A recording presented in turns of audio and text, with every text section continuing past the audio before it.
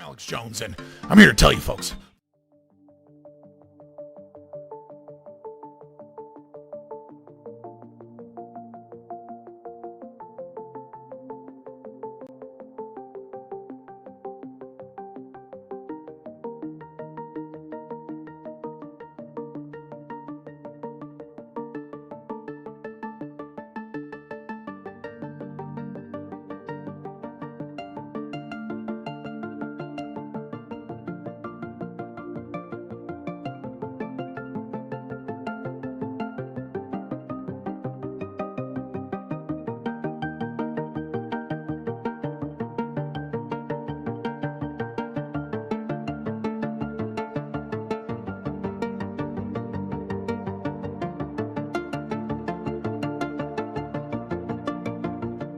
I'm Alex Jones, and yo, what is up, ladies and gentlemen? Give me just a second. This looks like dog shit. I did shower. I did bathe. All right. I had a busy day. I'm still recovering from being sick. So I was like, okay, I got to cram this in. You know, I got to start streaming at 5:30 because I got stuff to do, even though I'm talking to Michael at 6 o'clock. So if I like played an 8-minute intro, it would just, we would have like no opportunity to chit chat and like, you know, just say what's up and get people in here. So I just kind of went right for it, boys. Zyle Zulu? Yeah, I mean, it feels a little weird for me to go too hard on the Zyle Zulu shit when, like, in some ways I'm a competitor of Liquid Zulus. But at the same time, I'm so fucking happy for him. I'm happy that real libertarianism is getting recognition and challenging. And I think his success will probably be the success of other people. But at the same time, I'm not like a Zulu orbiter. You know what I mean? Like, I'm not, like, I don't want people to think that I'm like trying to ride on the coattails of like Zulu or something. Cause I'm like, yeah, Zyle Zulu. Anyways, watch me. I have a more successful mustache. Hold on. I gotta shape it. Give me a minute. I feel like, I don't know. I'd have to look at his facial hair again, but every time I see him, he's very unkempt. And like, I get that that's like kind of part of the meme, but you know, I mean, look at Dave Smith. Dave Smith saw relative success based purely off of the fact that, you know, that he's like a good-looking, charismatic guy. Support for the Zulu moon.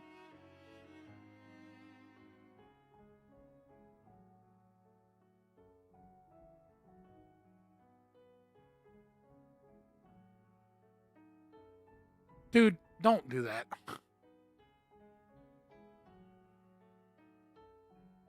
Now, you have a lot of work turning people to actual libertarianism. Prop to you, brother, and thanks. I appreciate it.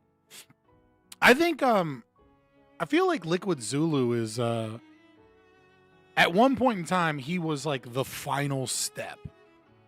You know what I mean? And now that like and I still think that's kind of true. But even still, like, I think Zulu breaking through is like just triggering so many people, but that causes, you know, the quote unquote remnant to come out. And so it's a good thing. Whereas before I kind of thought of him as like, I love Zulu, but he turns away a lot of people. But I don't think so. I think it's quite the opposite. Zulu needs to write a book. I mean, he's got Substack shit he's working on and everything. I'm sure he'll write a book at some point. If I write a book, I'm not writing a fucking philosophy book or anything. I'm just going to write a fucking fantasy book. I mean, I have the outline and ideas for one, but that's just not a project I've ever really gotten too serious with. Little moment of childhood trauma for me. Okay? Because this was something that, since we're talking about writing a book, it's just something that popped up. Because, like, I always forget how fucked up my childhood was. Mostly because I don't remember most of it. That's what happens when you have a narcissist for a stepfather. You delete a lot of memories. So I'm like, we're talking. Mark and I are just chit chat because we drove to Micro Center today to get him some stuff. I didn't get anything. What? Technically, I got a graphics riser. Like, it's better than the one I got, but other than that, I didn't get anything. And a GPU riser. It was like $10. But here we go. So like, sometimes I try to explain to people that like I had a traumatic childhood, and they're like, "Oh, did your stepdad beat you a lot?" And it's like, no. My mom did, but like not that bad. And they're like, "Oh, well, that doesn't sound that bad." So here's an example of some of my childhood trauma. When I was a kid, let's say like I suffered with night terrors. Not nightmares, night terrors. So when I was a child, I had night terrors, and they were pretty bad. Usually what would occur is I would I'd have a dream, and then I'd be surrounded by people, and then I'd have like a dream, for example, that I'm like getting surgery while I'm awake. And like everyone that I know and love is pointing and laughing at me as they're cutting open into my chest and then putting like weights on top of me. And then I would wake up with sleep paralysis, and I would try to scream, but I wouldn't be able to scream. And I'd be like in a, half awake, half asleep state where I can sometimes see a sleep paralysis demon, or sometimes still see like portions of the dream left over. And I'm in my room and there's nothing I can do. Right. And then eventually, you wake up, you can move your joints, the sleep paralysis demon goes away.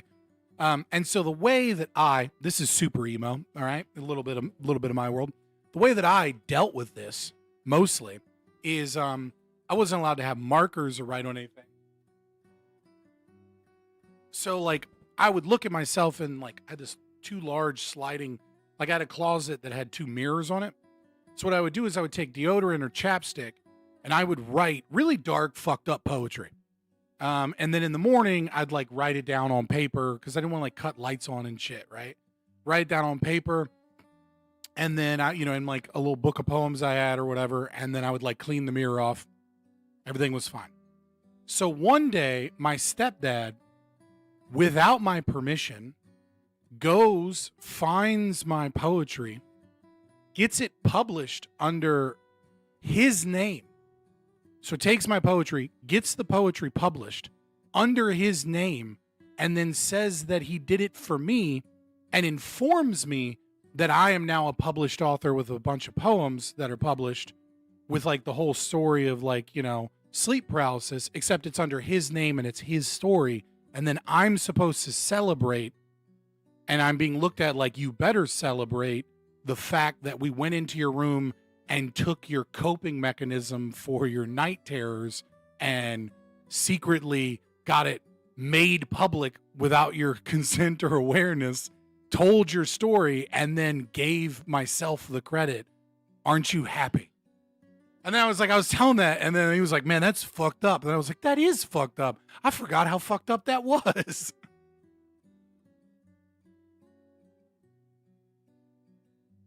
Yeah, that's just like what it's like growing up with like a legitimate narcissist, like malignant narcissist. Rudy, so you were a typical Eastern European, Rudy?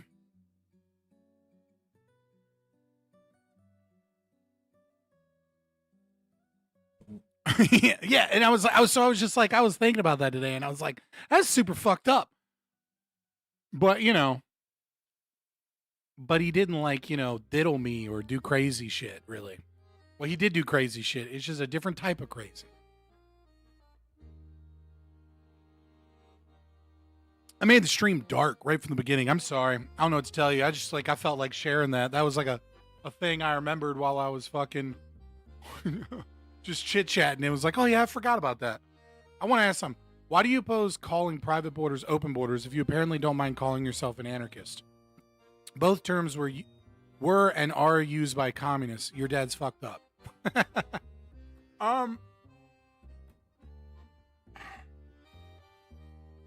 Because one is a fight for an ideology and the other is a policy. And I know that sounds like a distinction without a difference, but I think it's different. And the reason is because with an ideology, calling myself an anarchist, I'm the true anarchist, we're ANCAPs, right? There's a whole context of explanation and things like that that comes around with it. I'm willing to fight for that word. A policy, I don't care. Like, I don't have this visceral need to reclaim the word towards the rightful usage for a policy. Like, that's just an action that we're engaged in out in the world, or that we're advocating for be done. Like, it doesn't have the same symbolic meaning that I'm willing to attach myself to a bunch of communists. You know what I mean? Like, whereas with anarchy, it's like, no, like, I have respect, though disagreement, obviously, with Proudhon and Sade and Tucker and Josiah Warren and other people, and I don't want to abandon them to the annals of leftist history, nor the name that they fought under.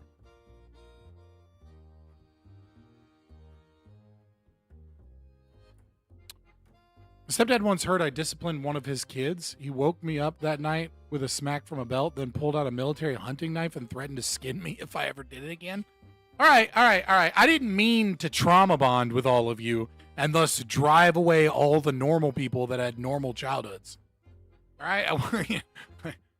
My bad. I was just sharing a story of like today where I was like, oh yeah, I forgot how fucked up that was. What second language is the best to learn? Man, what a random question. I don't know. What do you think? It depends on why you're learning the language, right? I think Spanish is probably a pretty good one if you're in America for two reasons. One, I think you should learn one of the Spanish languages, Latin. Well, you should learn, Spanish languages, Jesus Christ. One of the Romance languages, such as Latin, French, Spanish, Portuguese, etc., or German, so that you can better understand your the English language, vocabulary, and grammar. Right? If you learn Latin or you learn any of the Romance languages, you will have it's far superior. Like, we could literally cut out a whole bunch of English classes in grade school if we just make people learn a second language, because it is so much easier to learn your grammar via another language. And it's really true with English with the Romance languages. And the same is going to be true with German. Apart from that, Mandarin is a really good one to learn too, though very difficult.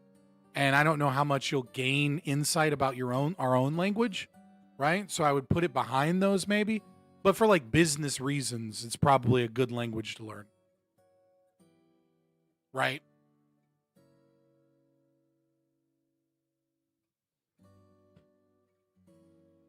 All right, ANCAP. Now we're done sharing trauma stories. Do that shit in the Discord. Private borders are not necessarily open. It's okay. No, I appreciate your loving parent privilege right now. Like, I'm fucking, like, I told a story and then chat wanted a trauma bond. So anyways, tonight's going to be a quick night, of getting into content. I'm going to hop in like 15 minutes.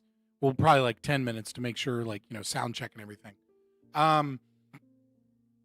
But like, share, subscribe, consider donating money. I appreciate you, Rudy. Wait a minute, that wasn't Rudy, was it? I gotta make sure. Hold on. It was Rudy. Okay, all right. Support the Zulu Moon. I was like, wait a minute, am I thinking the wrong person? I appreciate you guys. Like, share, subscribe, click the notification bell, all that fun stuff. But mostly, join the Discord. That's where a lot of go lives are gonna actually get to you. Follow me on Twitter just so I can be toxic with more followers. And like the fucking stream, right? I know I kind of like slapped together stream quickly and there's not like 2 hours in here, so there's not a lot of time for people to come in and whatever, but there's still like 21 of you in here and 7 likes now, right? Which means most of you are hopping in and then like not even clicking a button, right? I'm not going to beg you for money. I beg a little bit, but I'm not going to be like, please pay me right before Christmas and Thanksgiving and shit. I get it. But like, click a button. Click it. Click it. One other person clicked it. We got 8 likes now. What are the other 12 of you doing? Any language is better than learning Irish, which I unfortunately had to learn. I mean, what's wrong with like the Gaelic is really beautiful. I don't know what the fuck you're gonna use it for, but I mean, it's beautiful. Something trauma makes art. True. BTC addresses. You guys really want me to make a? I just don't want to manage a fucking crypto wallet, man.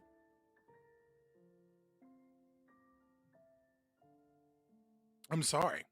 I just really don't feel like dealing with that shit. Most recent Zulu stream was almost 6 hours, by the way. I mean, sure, cool. I feel like that's addressing something that I don't know, right? I was like, yes, no, oh, cool. I mean, yeah, cool. It was a reaction. Yeah, the reaction. The same thing I plan on reacting to today, depending on how I feel. I'm still sick. Apparently I can't drink Mountain Dew. Apparently that's going to trigger my autoimmune disease. Didn't know. Or Mountain Dew Code Red, at least. Can't have that shit. So I'm still kind of recovering. But you know, I set up this debate. There's things to do. You should stream for 7 hours. I've done plenty of 7-hour streams, dude. I've only ever done one 24-hour stream. That was way back in the day. And I did that once, and I was like, that shit doesn't work with politics unless you got a whole bunch of other people to hop on the stream that you plan, like a lot of it. And even then, it's like, it's not a fun stream. Like, that's a cool stream for like Kai or, you know, Kai Cenat or whatever, right? That's a cool stream if you're like doing partying and like, you know, chimping out or whatever. Not really that fun to do politics for 24 hours straight.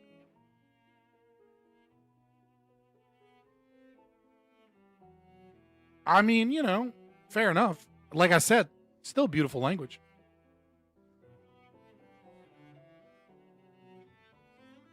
Any of it? Any of what? Oh, I mean, like, am I going to get to it? I mean, we'll see how long this discussion / debate or whatever with Michael lasts and how I'm feeling after it. Like I said, I'm still just like still recovering. But like, I mean, it's saved. I would like to do it before I get the kids this weekend and everything, and then it kind of becomes irrelevant. So you know, we'll probably start it, but oh no, I meant any of if I have a trigger, just getting it. Like, I had a couple of like Dairy Queen fries, and that was when I realized that like fries have rice on the outside of them sometimes, and like that had me vomiting blood. So like, yeah. You know what I mean? I can't be like, oh, I'll just have a shot of it. You know what I mean? Like, it doesn't work that way.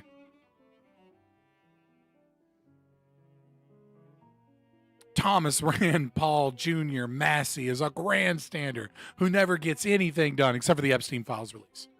No, dude, you didn't trust the plan. Donald Trump was always going to release the files, okay? He just had to make sure he scrubbed all the Republicans and all of his friends off the list first. Of this Democrat hoax.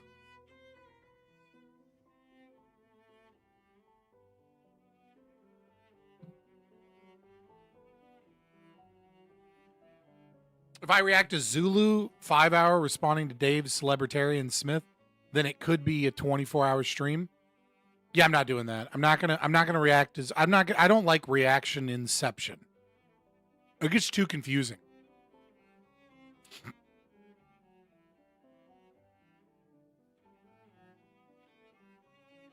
Dog, I don't know what the fuck it was.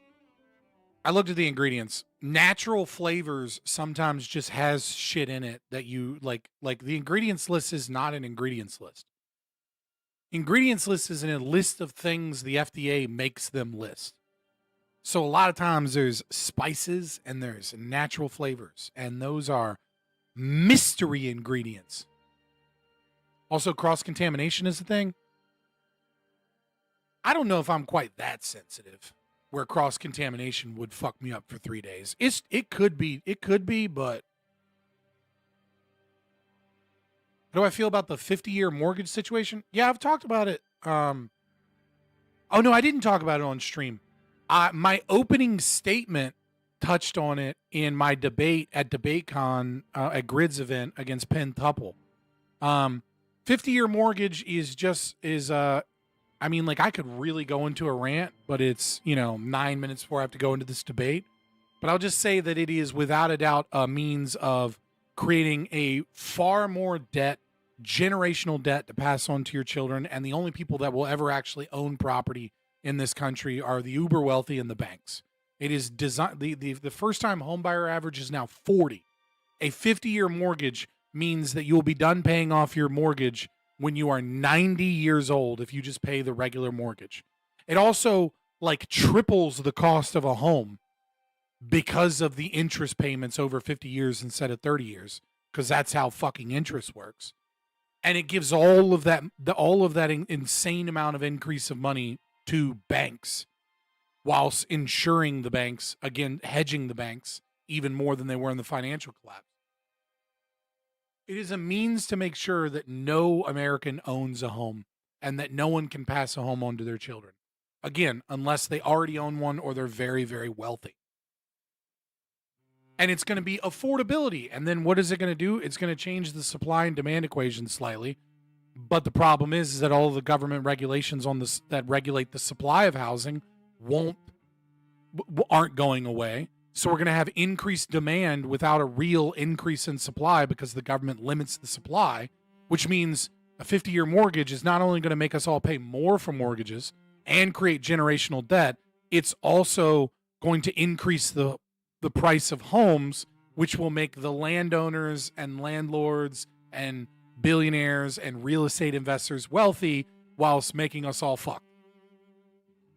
So the 50-year mortgage, right? And the only thing you need to know about the 50-year mortgage is that he announces this might be a good idea by saying that FDR's 30-year mortgage was a great idea and FDR was a great president and he's just like FDR. That's all you need to know. That's it. That's all you need to know.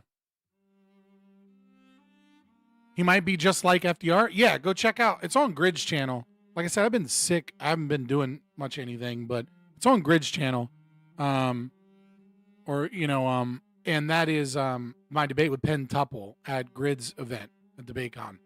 And that entire debate is Donald Trump is the most socialist president of our lifetime. That is the topic that I'm arguing for like 2 hours. All right. I'm going to cut my camera off.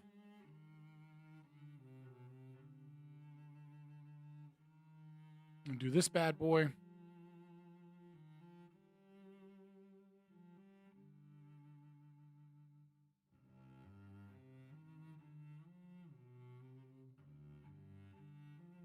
And then where are you at? Where are you at? There we go. Grab his link.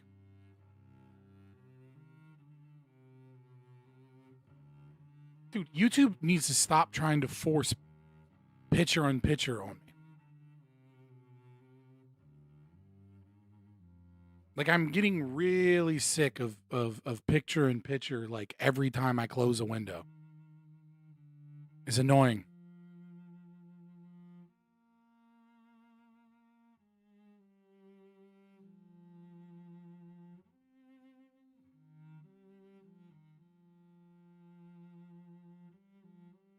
All right, well, it looks like my audio and video are working.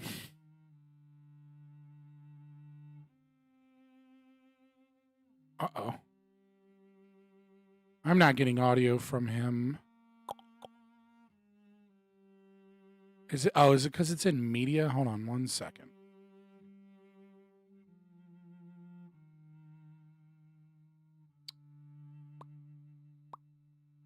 Let's close that out. Not getting any audio from you, but it might be on my end. StreamYards hates my audio sometimes. Default media. All right, I'm going to refresh and come back.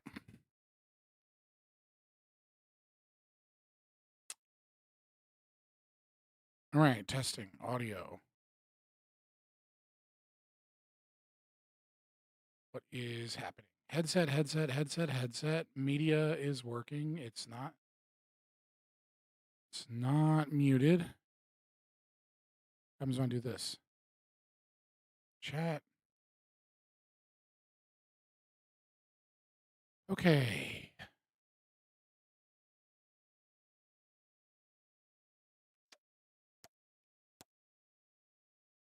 This happened to me last time.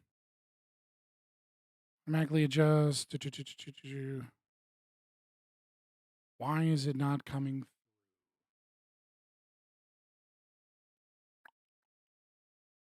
Last time it was on their end. Yeah, it's not on their end because when I go audio and I hit test, it's playing and I'm not getting a sound. Let me put it in chat, right? And then I hit play. Nothing is playing on Sonar chat or on your end.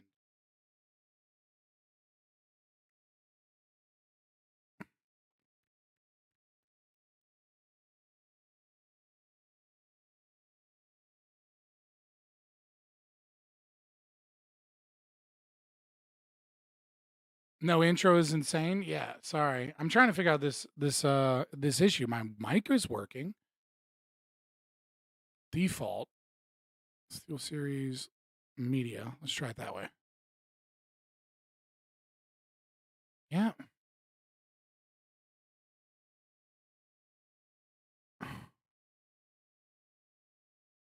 Why does, let me just play something random.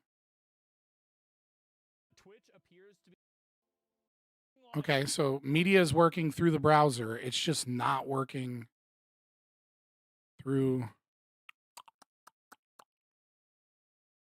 Can you hear me now? I'm retarded. I'm stupid. Oh, okay. I'm sorry about that. Did you get dropped on your head as a child? I mean, I had a pretty abusive family, so probably at some point, but sorry, I had the tab muted like a boomer. It was like, why is it not working? All right. Well, that's cool. Do you need you're dual streaming, right? Or do you need me to send you a YouTube link? That's what I'm asking. I don't know how that works through StreamYard. I'm streaming to YouTube, like on my own through OBS, not through StreamYards. So I don't know how that whole like link duo stream thing. Okay, so you're streaming. That's what my main thing. I just want to. So you don't need another link. No. We're good. All right. I mean, if you want me to engage with your chat or whatever, like if you have like Q&As or I think you can do that anyway, but I don't not in these. I honestly, sometimes I just move it over so I don't see what they're saying, because inevitably it's like playing chess. I don't know if when you play chess in prison, there's inevitably guys behind you who are telling you what you should be doing. And then it takes away from what you actually want to be doing, and people in the chat tend to do that. I completely agree with you, but I started out as a Twitch streamer, so I'm so like I developed a skill for like picking out what might be a good comment and ignoring all the rabble. It's like but it's a skill I've developed over years. You know what I mean? Like it's just like a thing that takes a lot of practice of like streaming specifically and streaming regularly, as opposed to like the the occasional thing. Before we got 17 seconds, I want to make sure the debate is that you're saying that real liberty can only take place under anarchy, right? That anarchy is liberty. I don't know that I would be 10,000% that there isn't a. Okay, so but yeah, basically. There might be an unthought of scenario, but yes. I just want to, because I don't want to get into it. So, and by liberty, you mean protection of rights, right? Your rights are, for all intents and purposes, secured. I mean, obviously somebody can still, violate them, but okay. I just want to make sure. All right, let me go live. An ethical system, yeah.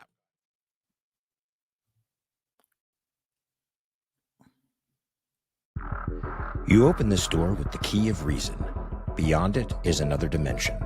A dimension of truth. A dimension of freedom. A dimension of joy. You're moving into the land of both the ideal and the real, of the possible and the actual. You've just crossed over into the Capitalist Corner. Where reason meets reality, welcome to the Capitalist Corner. Welcome to this special episode of the Capitalist Corner. We have with us tonight Fabian Liberty, also just Scott. Yeah. Scott's not quite as snazzy, though. I got to tell you, Scott's not quite as snazzy as Fabian Liberty, right? Like Scott's kind of like, meh. It's like Mike, but Fabian liberty.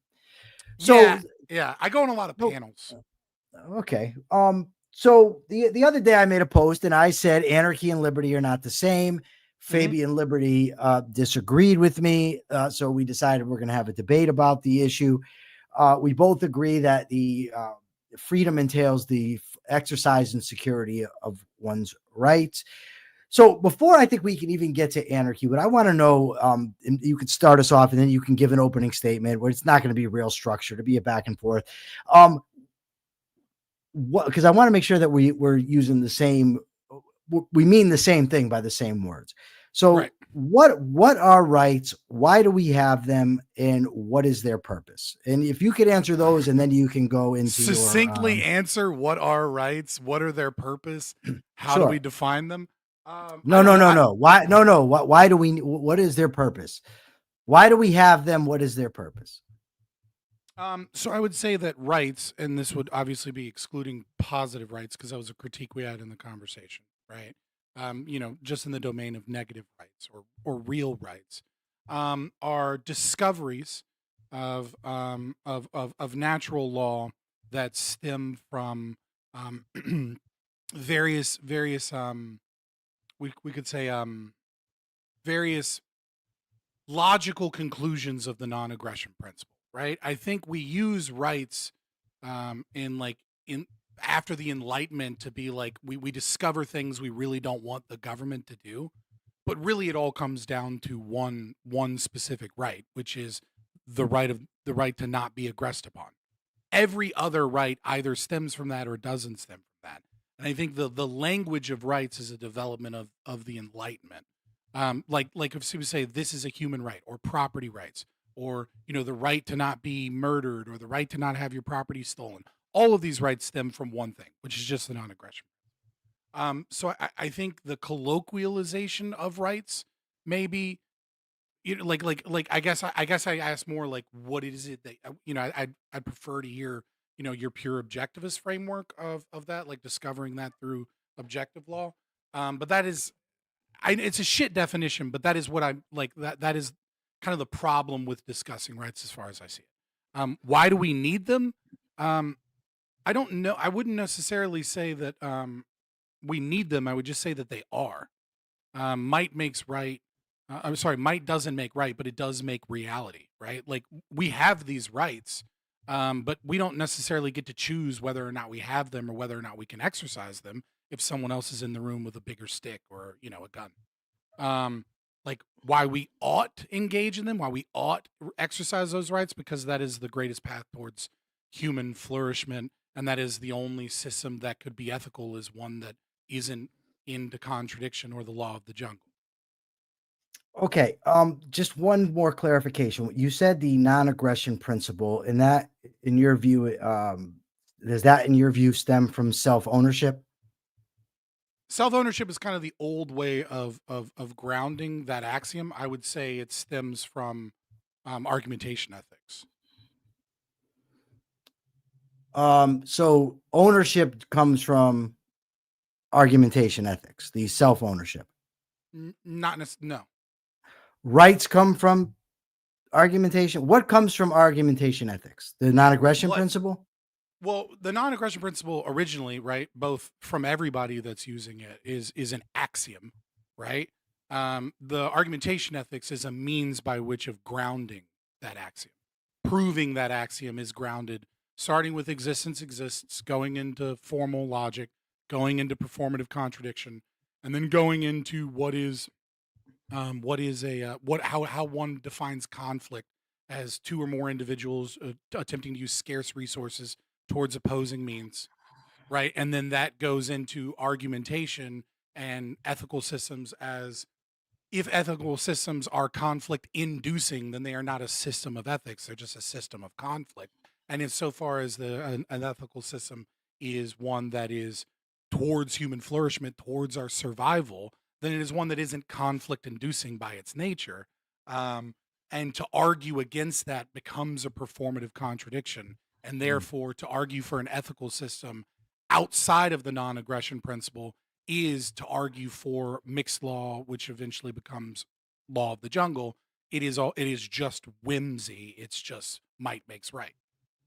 That's a Okay. super like One scaled more down question. version, hopefully. Okay. All right. One more question I have is, why ought we not aggress against somebody?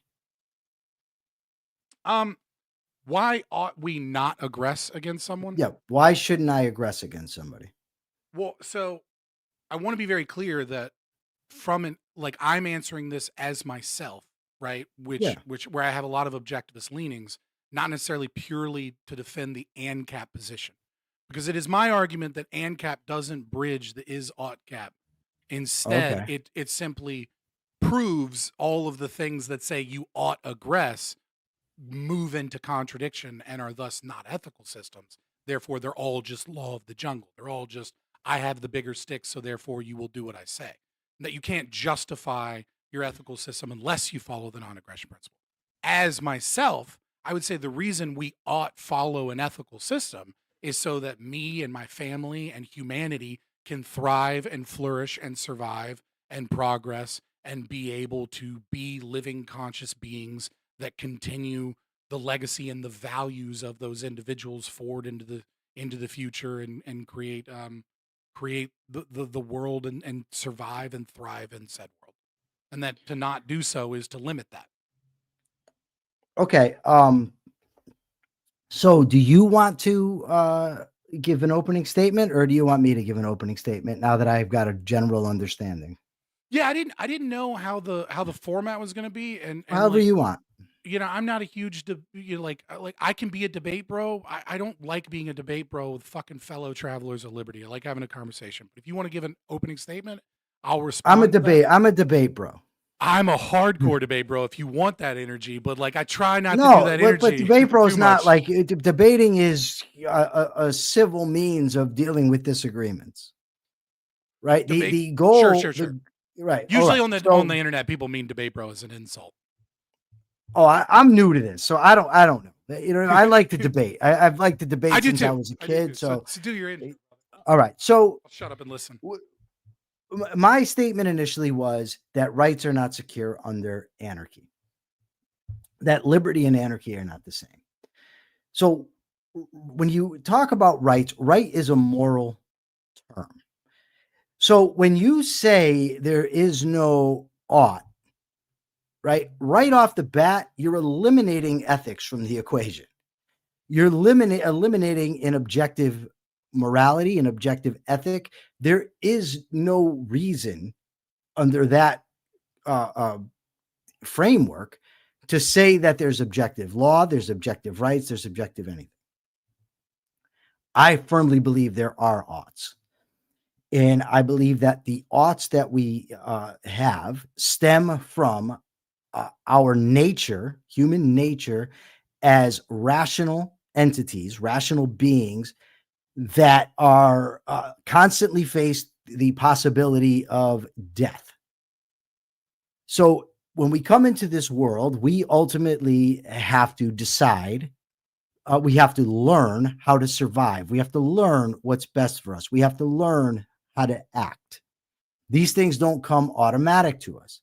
Now, also, there's a big difference, say, between the cup that I have here and take a frog, for instance. The frog has to constantly act to maintain itself. The cup doesn't.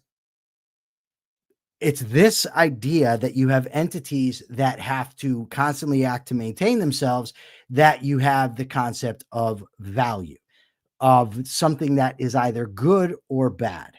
Now, the difference between me and the frog is the frog just comes into this world and it kind of automatically pursues what it's supposed to do to maintain itself. It knows, stick your tongue out, grab your fly, if that's even true. I don't know. I don't know much about frogs, but human beings, we have to discover that. We also have freedom of will. So we have to discover what's good or bad for us using our rational minds, and then we have to choose to implement it. Codifying the principles of long-term survival, of long-term well-being, is what we call ethics. It's a code of values to guide human behavior over the course of a lifetime. So if we have objective values, we have an objective morality, and then we have to say, well, what are the objective requirements of human survival. Now, obviously, when I say objective requirements, you can point to the exception of people who aren't ethical and live 100 years. Life is necessarily a probabilistic enterprise. Smoking is bad for you, but you can smoke, and you got the guy who smokes and lives to 100, the guy who doesn't smoke and dies at 20. That doesn't mean smoking is then good for you. Ethics is the same thing. And we're acting in such a way and codifying the principles that are going to allow us to maximize our ability to thrive. So, and this is not, these are not my creations. This is not my discovery. I'm an objectivist. Ayn Rand has convinced me that she is by and large correct. So Ayn Rand identifies reason, purpose, and self-esteem as the three fundamental values. Why? Well, reason as our means to survival.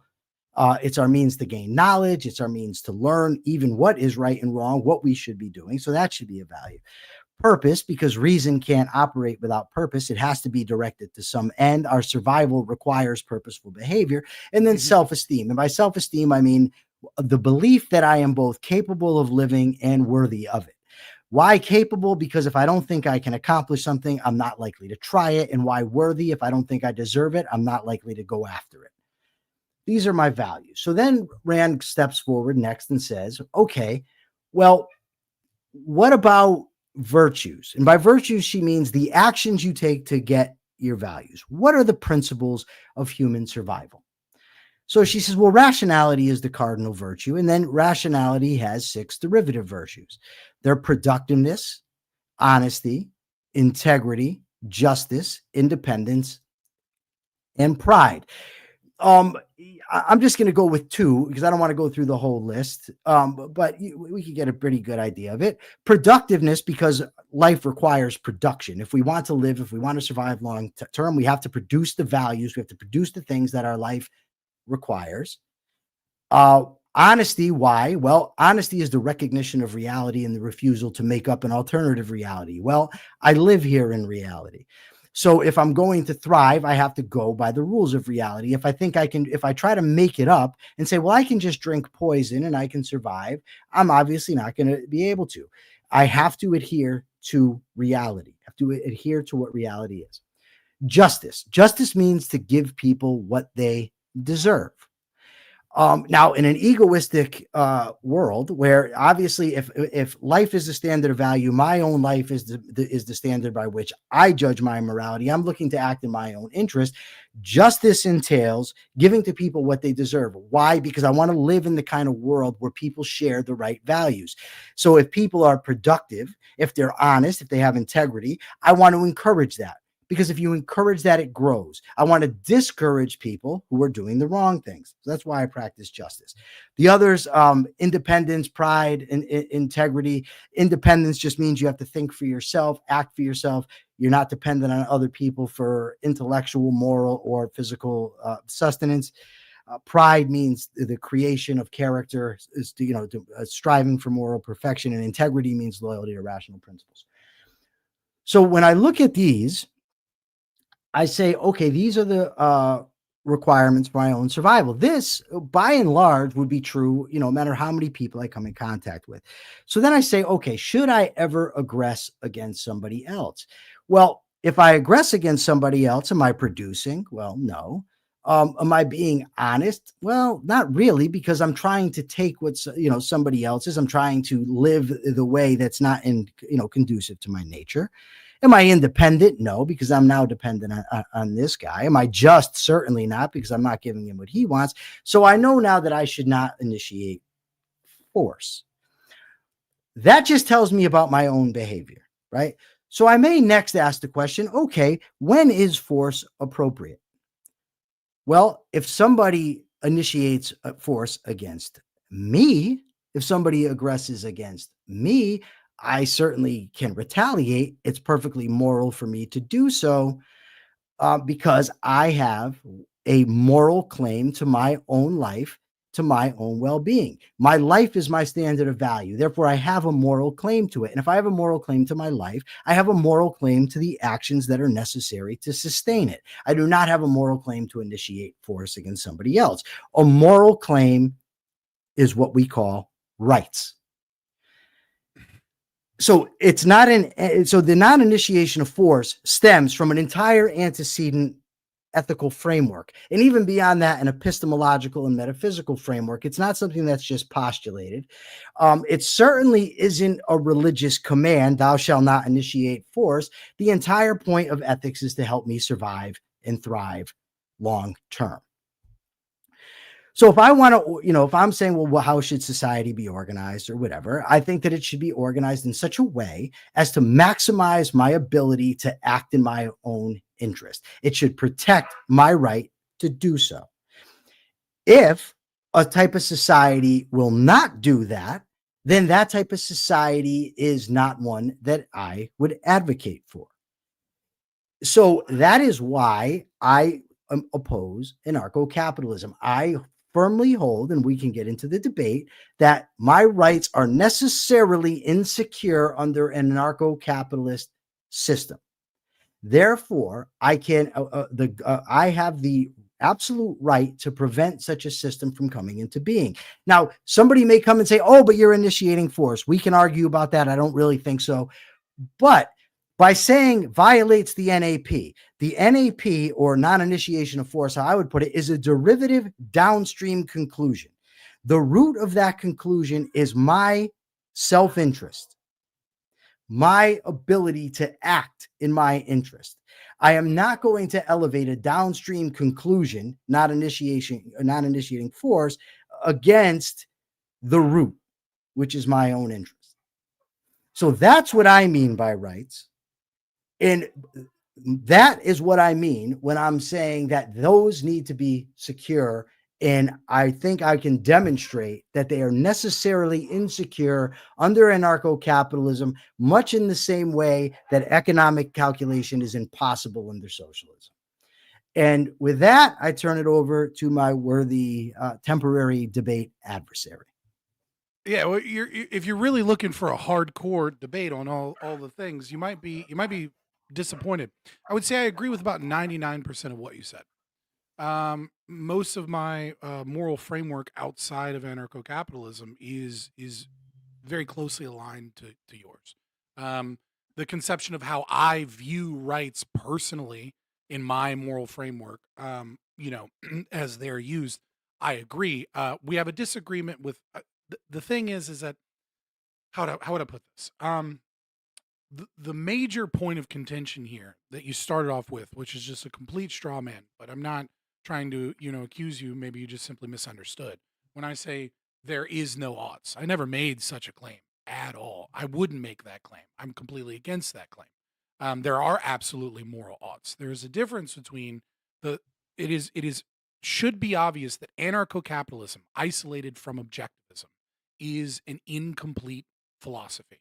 And I would also say that I believe, and maybe this is hubristic of me, that I think that objectivists that don't embrace anarcho-capitalism are simply missing some steps in their logic. I don't think that either of them is, I do think that objectivism is fleshed out, but I think it falls into contradiction. And it falls into contradiction when people that are objectivists try to rationalize a minimal state, right? And so I think the simplest way of kind of pointing this out or is just to ask a question, right? Which is, when you impose a state on me, what happens when I refuse to pay taxes?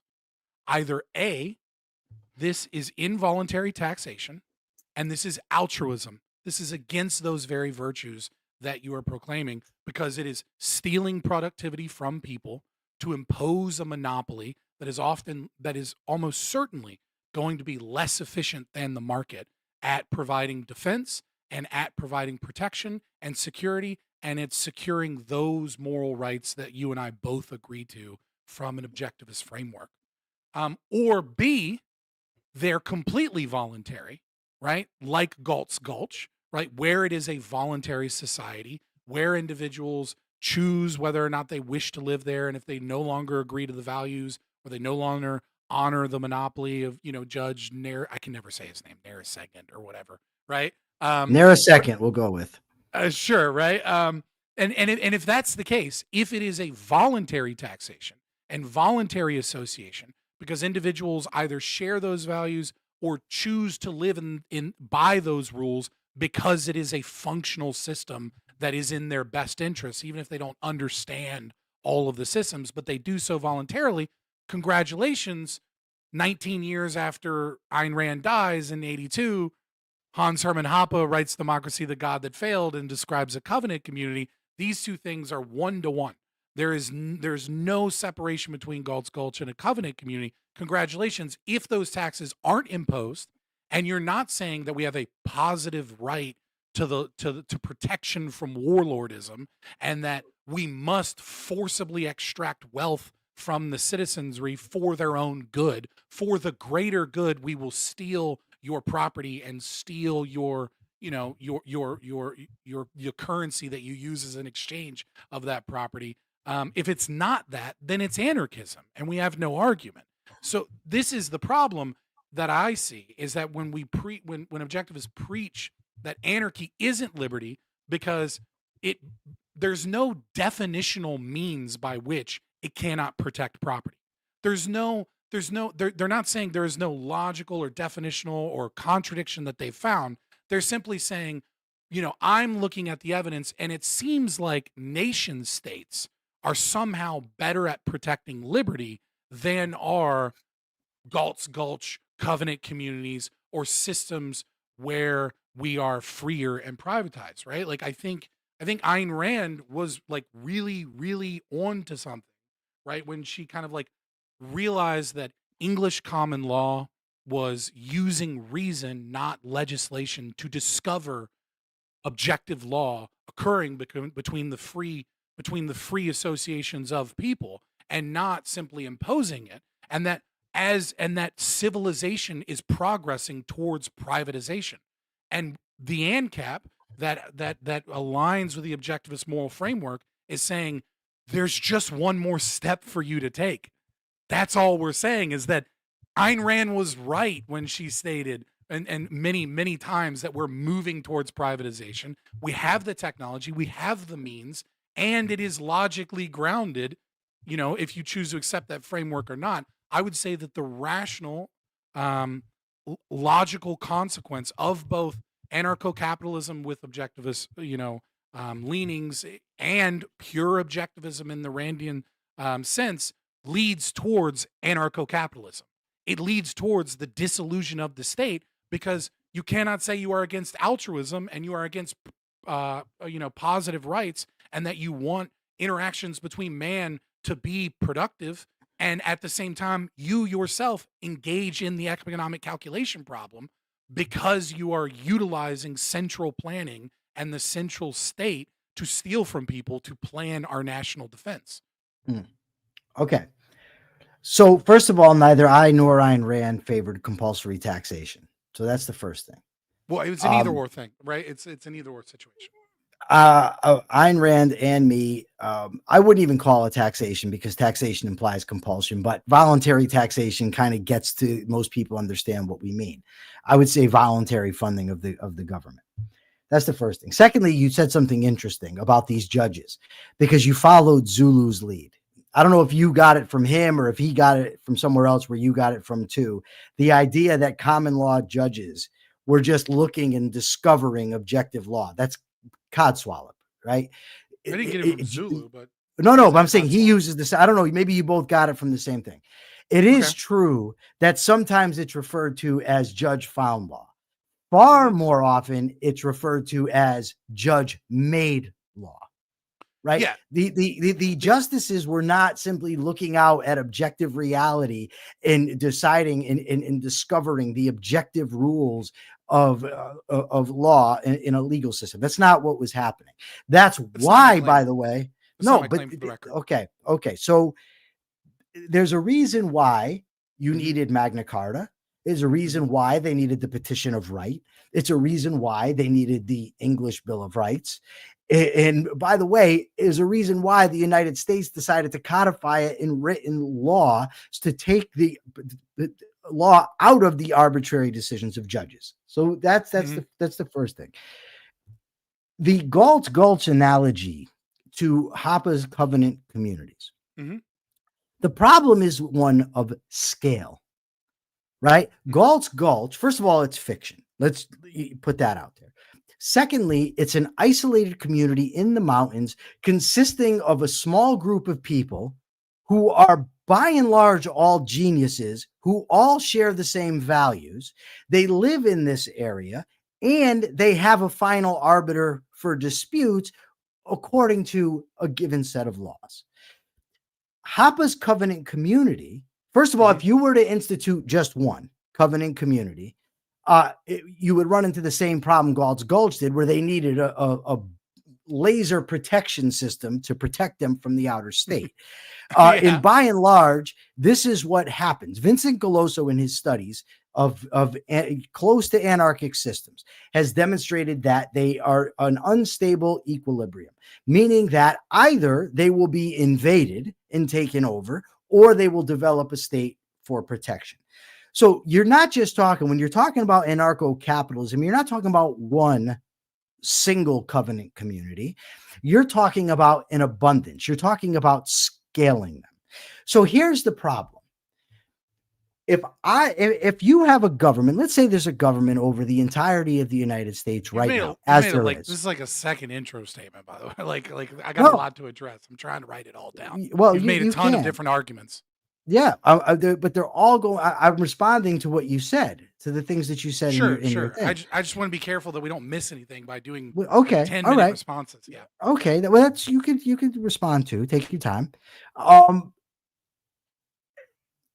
If there's a government as there is in the United States right now, and it's run according to the same basic federal structure where there's federal, local, and state, federal, state, and local laws, except for we convince enough people to get this government to run according to voluntary funding and limit itself solely to protecting the rights of the citizens to their lives, their liberty, and the property that they can justly accumulate. That's what they're doing.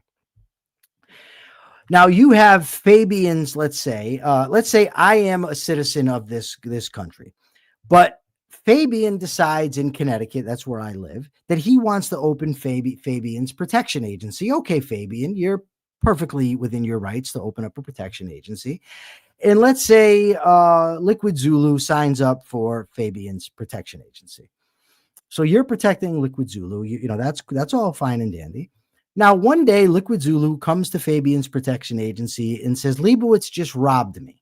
He's gone. He took off, but he just robbed me.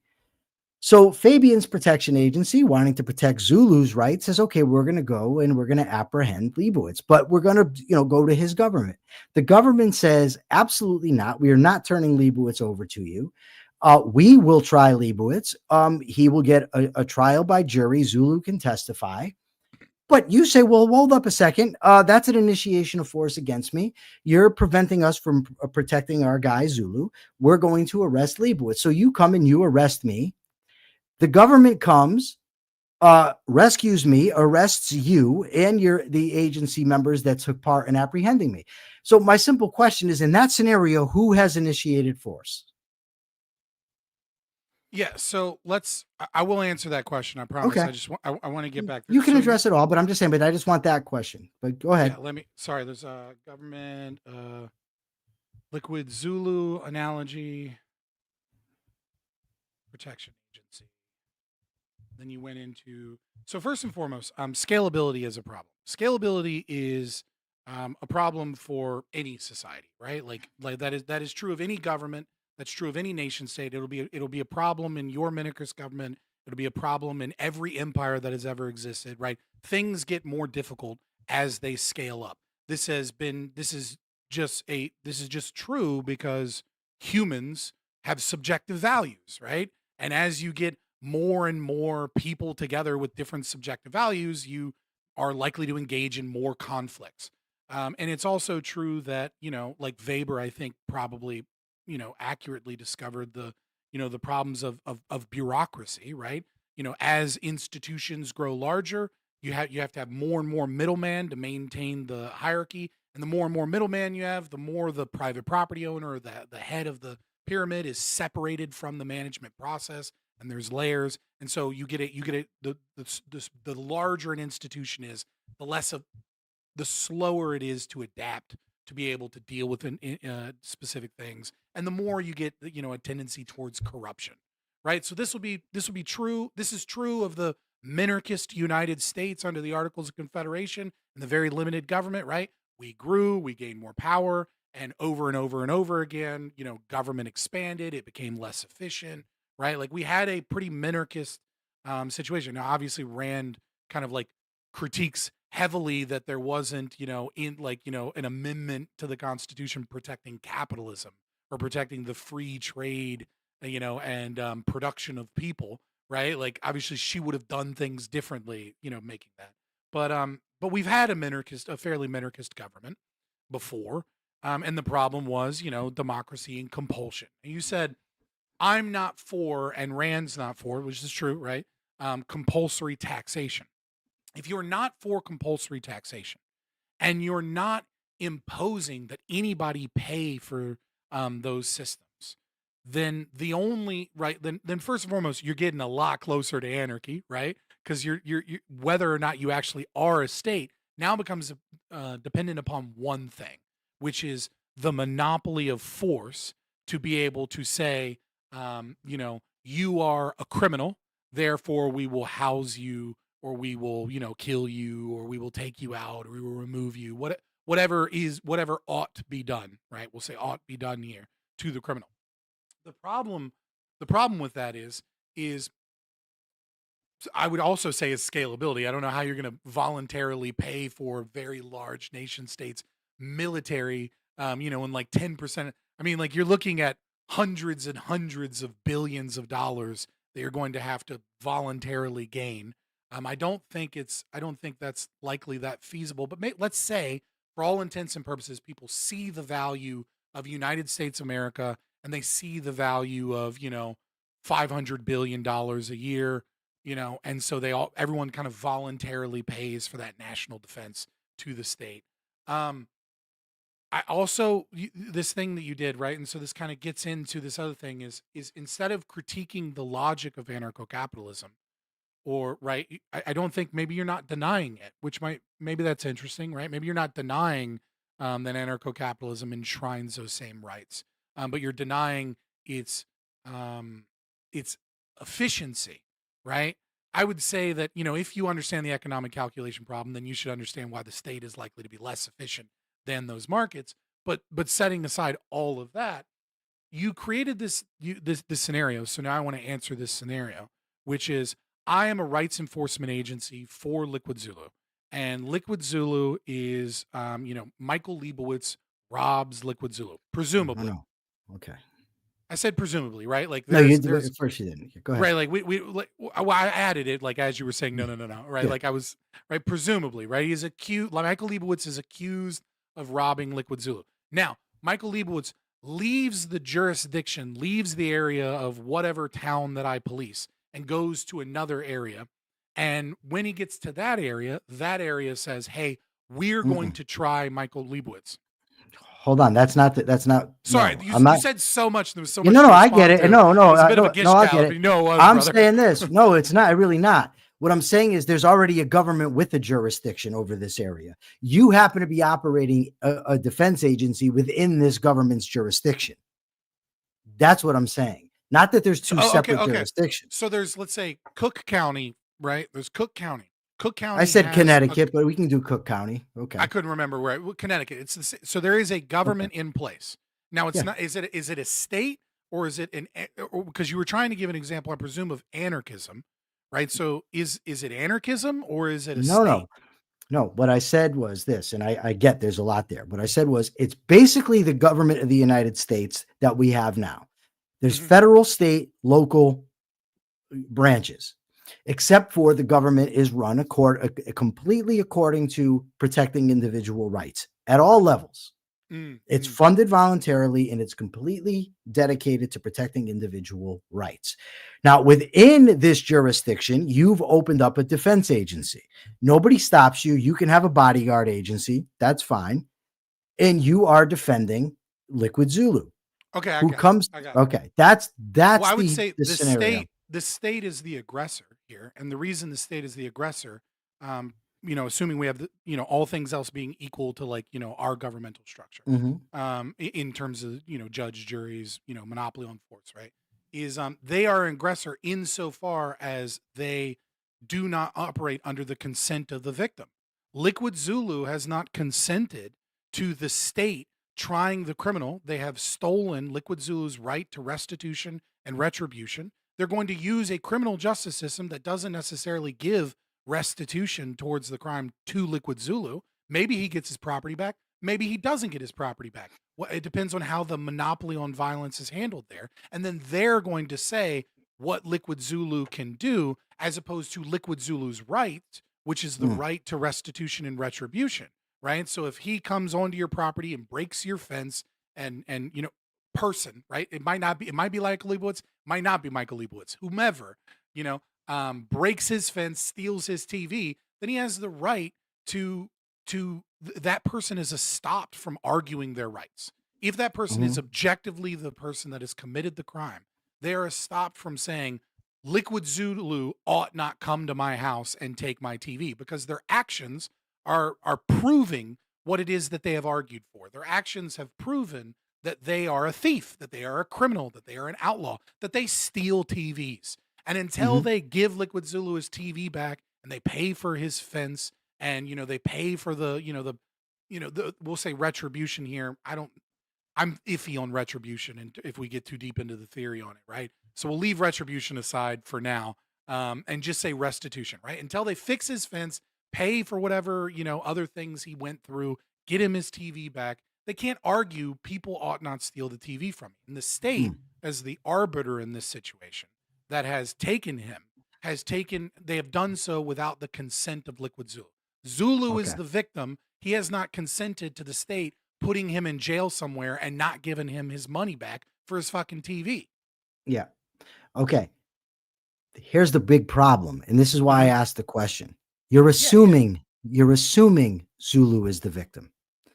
Zulu has reported that I robbed from him.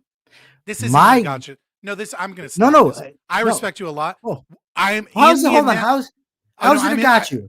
It's a nonsense, because I said presumably and assuming over and over and over again. But Fabian, at the end, you said that the state is the one initiating force because they're robbing the victim of his rights. Yeah, we are assuming in this analogy whether like you can't say this thing occurs right now. No, I didn't say it occurred, Fabian. I didn't say it occurred. You listen. This is verbal wizardry. This is sophistry. This is not verbal wizardry, and it's not sophistry. You can say that. If you want to remap the analogy, we can remap the analogy. I don't have to remap it. This is my entire point. I'm working under the assumption that you're good faith, and I know you're good. How am I not? Hold on. How am I not good faith? Because you had me go through this entire analogy. No, I did not. Waiting for the gotcha bullshit. To be like, aha, you assumed the event that I described occurred. I'm assuming the event you described. It's a hypothetical. I did not want to interrupt you. I at no point said that a robbery actually took place. I never said it. Okay, and that's the entire point. Let's stop very quickly. If I am misunderstanding your analogy, interrupt me, bro. Be like, no, this is different. Right? Just interrupt. I don't want to go on a whole tangent. I thought you were sitting there being like, I got his ass. He's walking into the trap. My bad. All right. If I'm misunderstanding your analogy, please clarify. Fabian, my entire point is there's no when ANCAP say NAP, you can't violate it.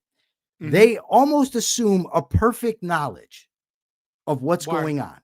I'm going to tell, because this is the entire point of the analogy. In this situation, all we know is Liquid Zulu has claimed that I've robbed him. Yeah. We have a government. That government is already in place that is committed to protecting the rights of everybody that's within its jurisdiction, Connecticut. So that includes Zulu's rights. It includes my rights. Zulu has gone to you, who's his protective agency, and told you that I robbed him. Now you go to my government and they say, listen, we'll handle all the evidentiary procedures, due process, we'll try them. You say, no, you're going to handle it and you take me. But according to my government, they're there to protect my rights and you've taken me unjustly. there has to be procedures in order to say whether this crime actually was committed I agree. and whether I was the one.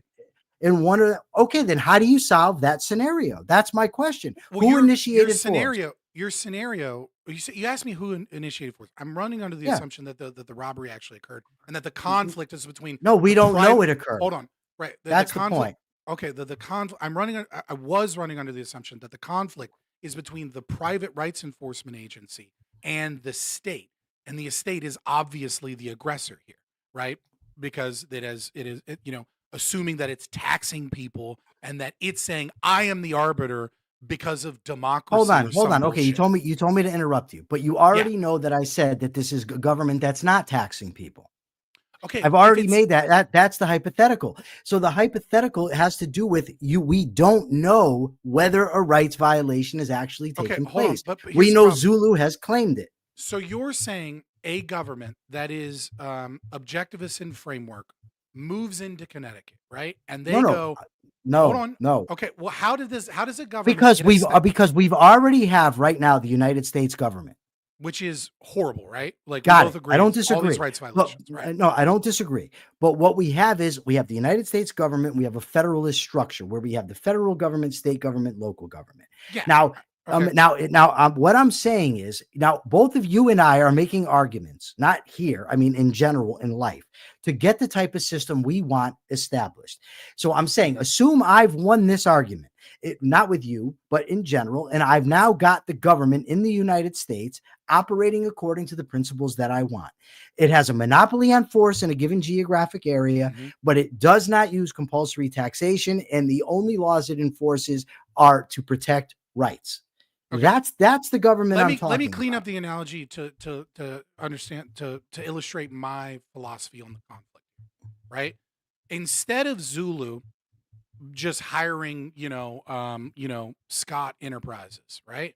What Zulu, Scott, and let's say 1,000 other people do is they form a homestead, purchase all the private property in an area of Connecticut, because they don't like the way that your government does its justice system. They think it's flawed. Okay. They think that that their rights as victims are being violated in some way because they're not getting proper restitution, or maybe just the government is really inefficient. They're really bad at catching criminals. They're really bad at prosecutions. Their trial by jury never fucking works, right? And there's like Connecticut has become overrun with, let's just say, this imaginary scenario where, like, I don't know, some random black dude has been arrested 36 times and he's stabbing white ladies on a subway, right? I could never imagine this occurring in North Carolina right now, right? Or there's a serial puncher in Chicago that can't stop punching people, right? They feel that the state's monopoly is wholly and completely ineffective and is not providing them justice in an objective means. And they have no power, right, to democratically unseat these people or make the case that it's better. So what they do is they move all 1,200 of them, and they move to an area of Connecticut, and they say, your justice system sucks. We want no part of it. We will police ourselves. We will act like the Amish. We're going to live in our own little system, right? Now, by your definition, are they the aggressor when a crime occurs and the state of Connecticut comes in and says, we would like to try this person in our presumably super fucked up, never works legal system that is full of all kinds of inadequacies, when they all voluntarily move there? If not, then we have anarchy. We have polycentrism. We have the thing that you're so scared of accepting, unless you agree that they must say that they are aggressors by choosing to separate themselves and create their own legal system. So the only type of government, now obviously there's scales, and obviously, truth be told, the chances that either one of the systems that you and I are arguing for ever actually happens are slim, right? I think they're inevitable. Okay. Just so maybe not in our lifetime. I think. Okay, but that's what I'm talking about. Is more efficient. No. And so, but I'm talking more about efficient, we'll eventually get there. Or I'm talking about you and I in the world that we're going to live. Also, they were in Prospero up until like 6 months ago, like a couple thousand people already lived under anarcho-capitalism. They just Okay. pay like a So 5% here's the thing. tax. First of all, the government that I proposed, all it was doing is protecting rights. But let's take your hypothetical. They Right. move into these 1,000 people. They run into a gated community. Are they going to stay in that community and never leave? I mean, I don't know if it breaks the analogy one way or the other, but to strengthen, I'm going to to take steel man you, let's assume they sometimes leave out of that community to go like trade, and then they go back to the community. But also, let's assume the presumed crime and jury and everything occurred within their private gated community.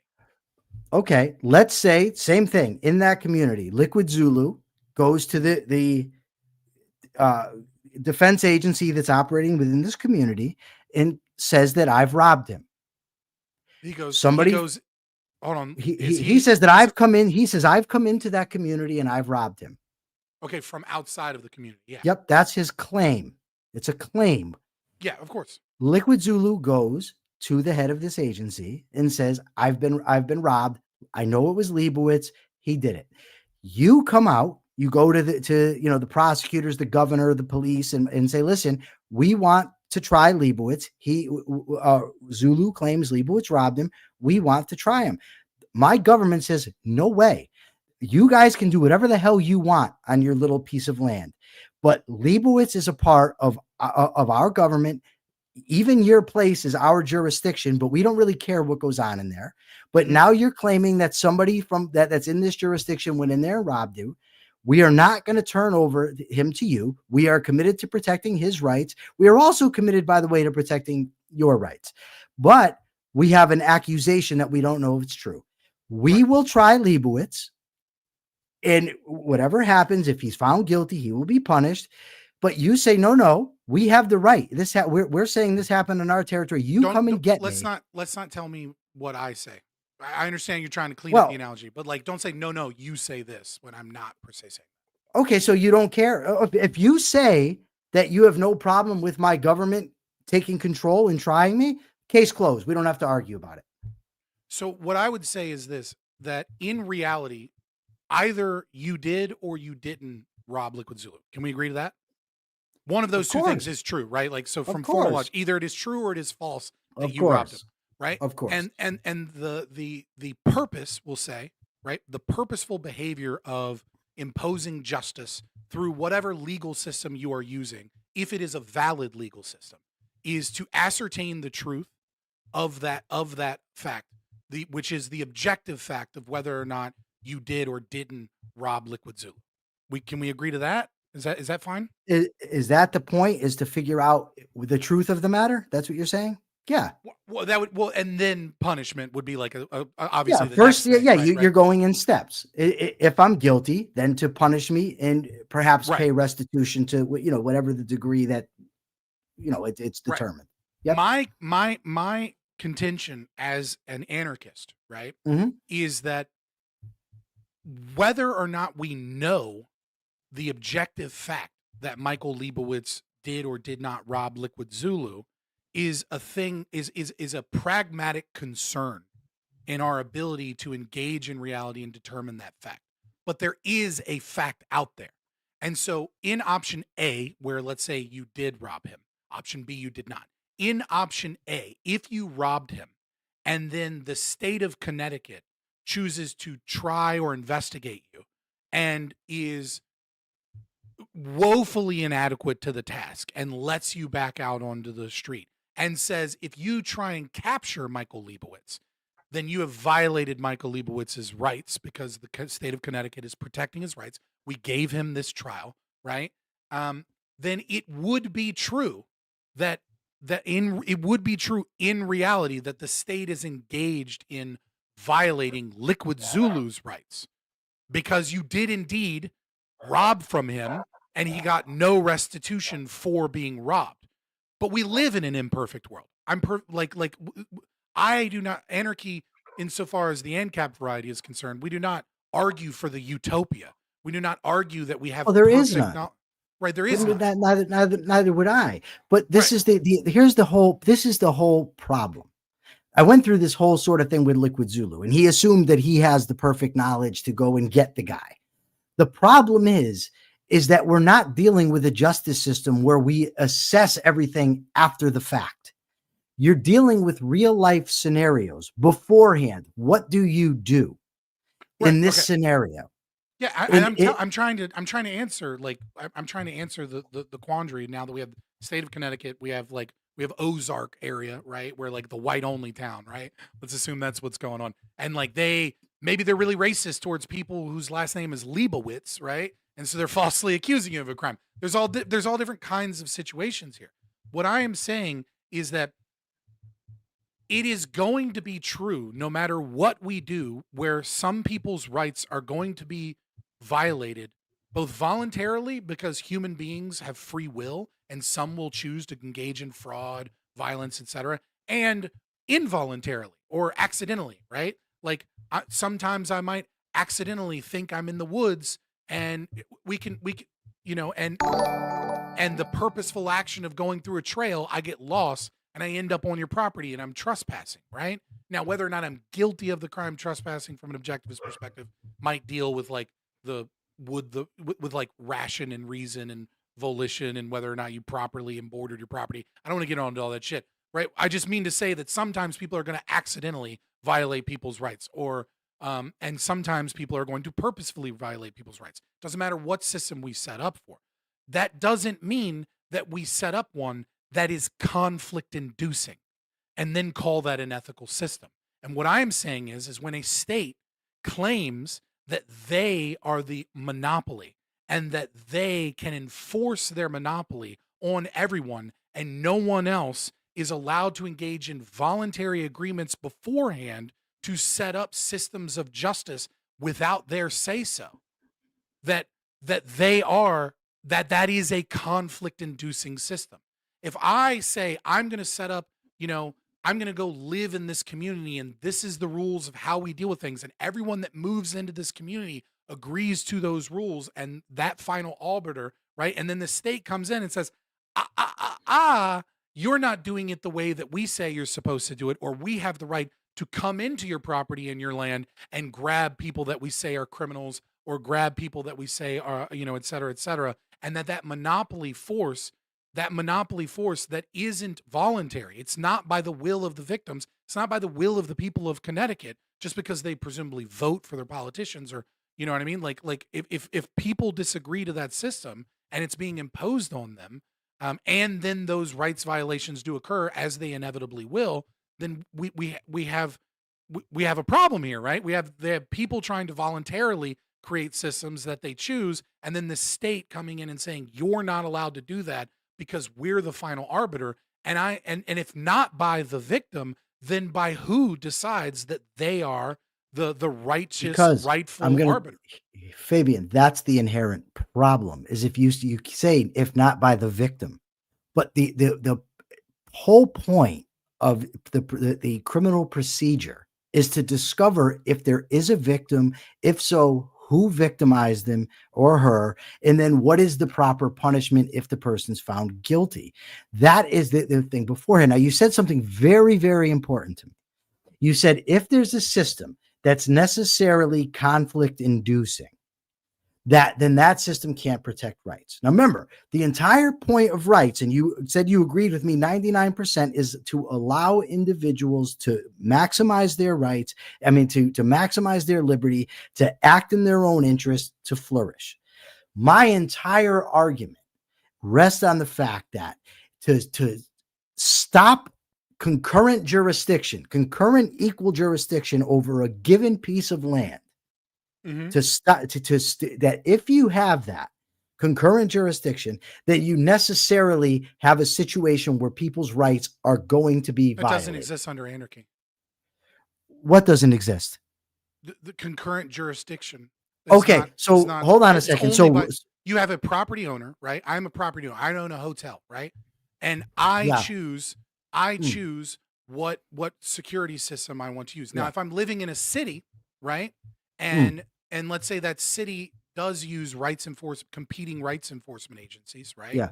Then it behooves every rights enforcement agency, if they want to get my services at all or be effective at all, to be able to have an agreement with all of the other other rights That's enforcement pure agencies. rationalism, dude. That's That not is rationalism. It No, is rationalism. the private 'cause property. You're dude, using a stolen concept fallacy in your argument that you dude, can say that, well, no, I'm since we not. don't know, we can impose it so that we can No, discover. there's no stolen. What is a stolen? Hold on. What is a stolen concept? where your argument is invalidated by using the portion of your argument. You're using the end result of your argument as justification for. No, that's not what a system. stolen concept is. It's not. Okay, But what's that's well, stolen then what is a concept. Stolen concept fallacy? means using a concept while denying its antecedents, denying Right. what gives rise to that You're concept. using- That's not you're- what you just said. Right, but you're But using objective. You're using the fact that the system works at discovering the No. objective morality cour- and then no. denying it within the same system. No, I'm Stolen not. concept fallacy probably isn't the right No. fallacy there. No, But there's something I'm similar not, to that no, you're doing. I'm here. not. I'm not saying that you're You're- ever going to have perfect systems or perfect law for discovery. That's not what I'm saying. Right. What but I'm you're saying is, if you you're don't, when I say, but by the grace of the victim, you deny that a victim. no, I it didn't isn't deny your- there was a victim. There I did is not. a victim, and you No, say, we okay, don't know that hold on, yet. That's hold on, my we say- point. There will in the state of Connecticut there will be victims, right?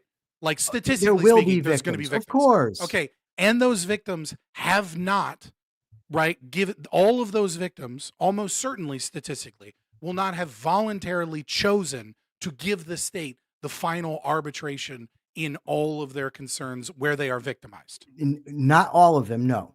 So you're saying that your system, by its very nature, induces the conflict between the victim and No, I'm between the not. monopoly for it. You are absolutely You're not, saying that. Fabian.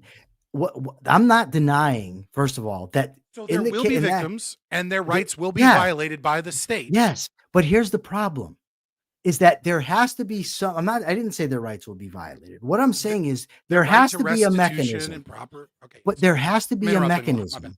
There has to be a mechanism to Mhm. discover whether there's actually been a victim Absolutely. in a given case. And a private system Okay. is one that isn't Okay. conflict inducing.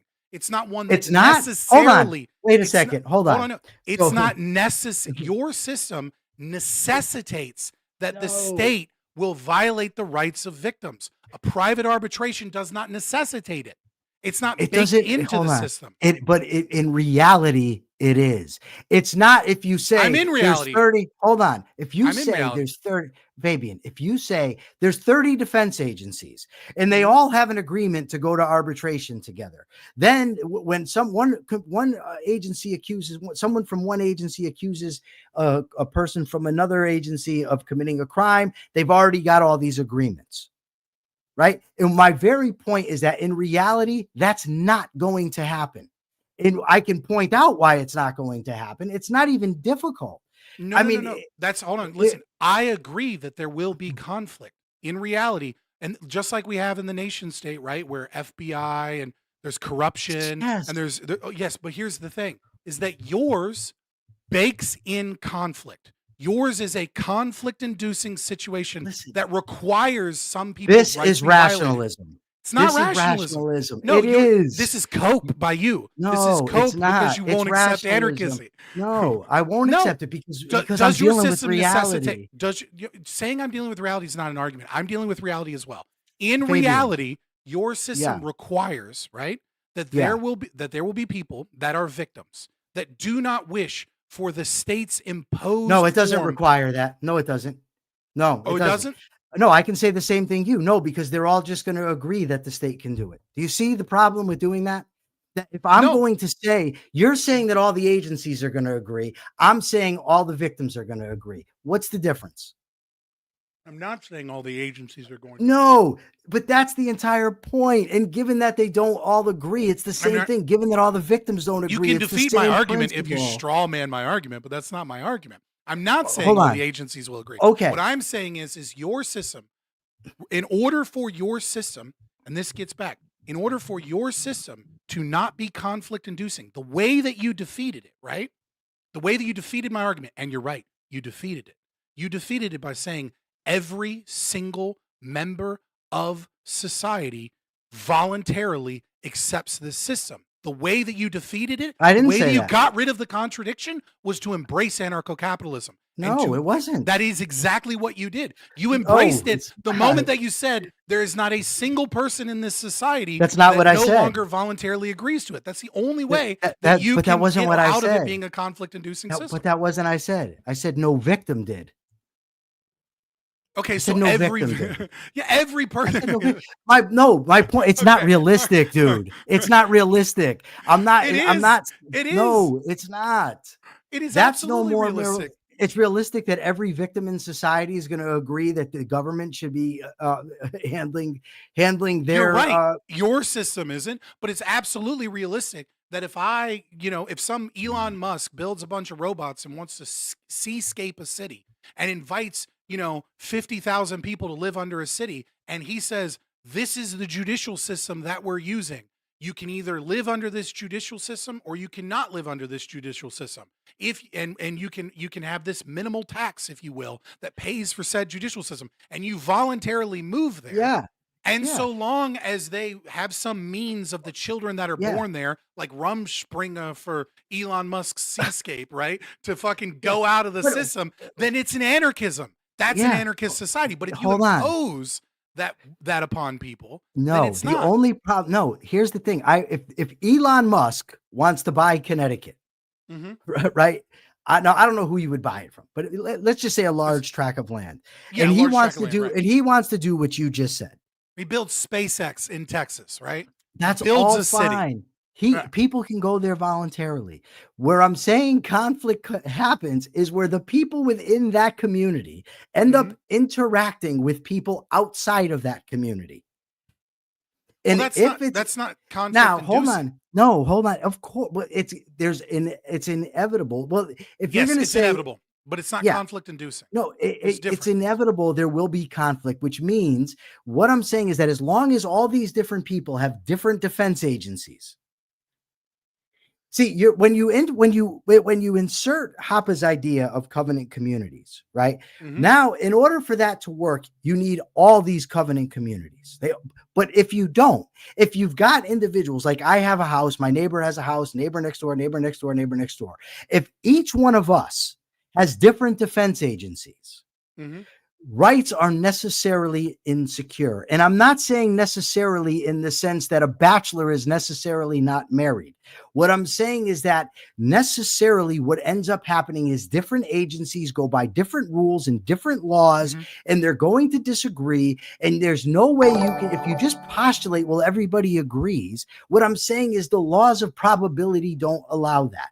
In order for people to be free, they need to have a known law. They need to be able to know what the law is ahead of time so that they know how to behave and what are rights violations or what are legal violations. Now, even amongst people, let me just finish this thought.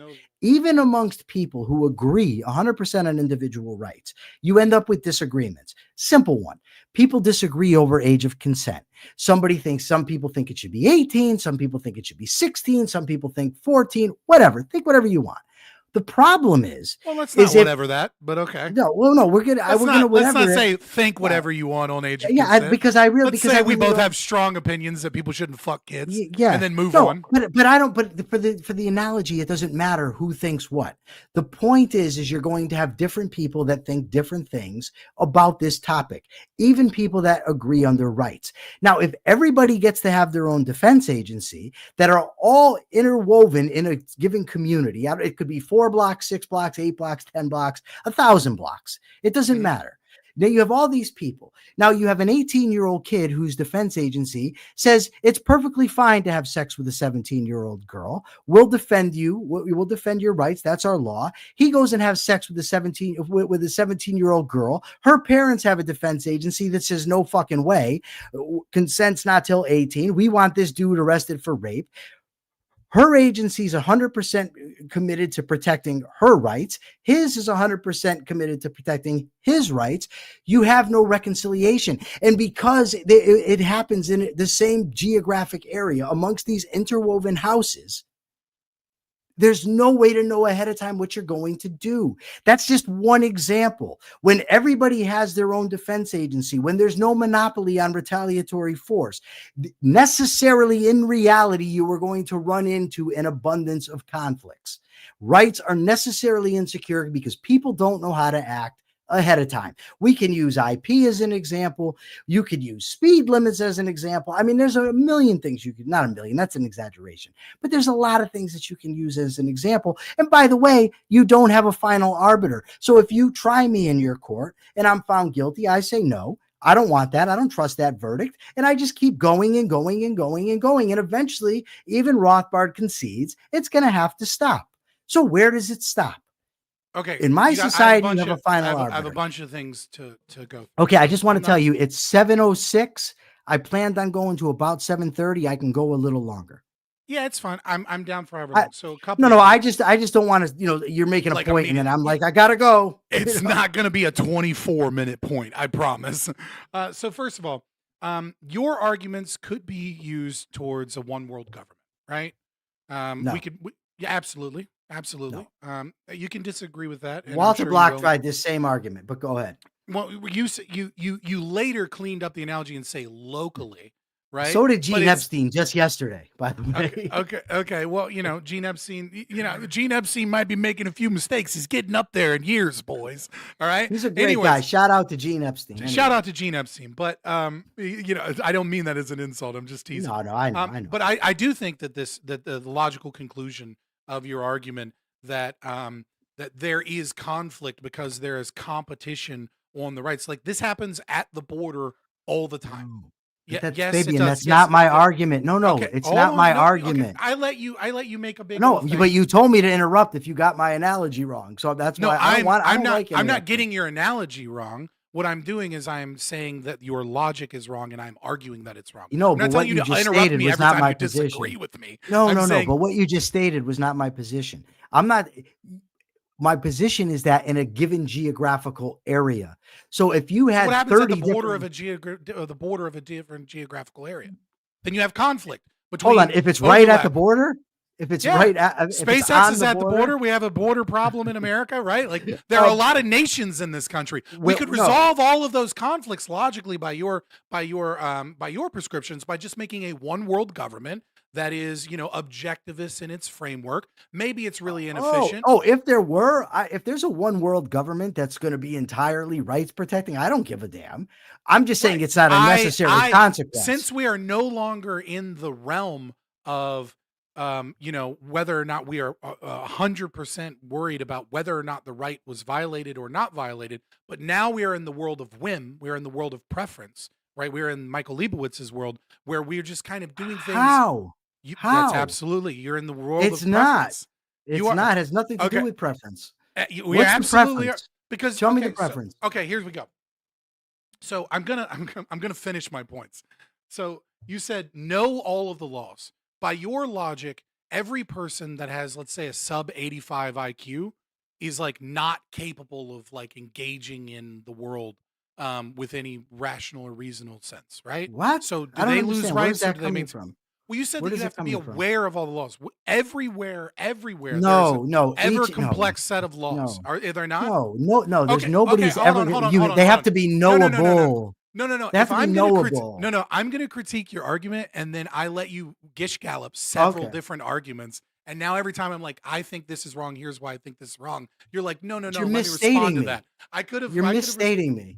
Well, write it down. You gish gallop. I'm going to respond. I didn't gish gallop anything. I've got a memory, dude. I know what I said. I've been thinking about these arguments. Hold on. I've been thinking about this, dude, for over 2 decades. I know what my points are. When you make multiple arguments, right? In a row, and then the person has to wait on all of those arguments, and then that person attempts to respond to all of those arguments, and then you come back and interrupt as they're responding to those arguments in order, right? Then it becomes when you misrepresent him. Yeah, hold on. I don't even want to interrupt. The only reason I did from the get-go is because you told me to. That's the first. I told you my analogy was wrong. Yeah, but now you're just misstating me. I'm not misstating you. Of course you are. Listen, go ahead, say it. I won't say a word. I'm just saying, but then at the end, don't tell me I played gotcha. Because that's what you did last time. Well, you Last did, time when I let you go on and on, you said I'm playing gotcha. I'll let you talk forever. I was dealing with You can one talk. argument. Okay, so well, you know what? I'll just do this. I'll just go to the end, right? Whatever. You gave an analogy, right, where you said that in this city, you kind of created a nightmare scenario of anarcho-capitalism, right? What if there's like 30 different rights enforcement agencies in a city and it's super inefficient? I would say that that is certainly a possibility, though that wouldn't tend that way. I think a fair assumption is that, you know, if there are all of these conflicts because of complexity and confusion and things like that, that you're going to tend towards, you know, a certain, not a monopoly, but you're going to tend towards, you know, a few large players that are engaging in all of this. You know, yeah, sure, if you go into an apartment building that's like has their own little thing, there's, you know, like you've added all this complexity. But let's assume the nightmare scenario is real. I live in like SpaceX, and Elon Musk has allowed there to, instead of being a monopoly on power and violence, rights enforcement agencies exist. There's all these different rights enforcement agencies, and they have all these different views of whether or not someone's rights were violated. You know, what those rights constitute as. They have different beliefs and judicial systems on what is, you know, the objective, you know, answer to the question, whose right was violated. My question is, in the case of the 18-year-old that has sex with the presumably willing, whether or not they're capable of consent, you know, is going to be part of the question. Whose rights were violated?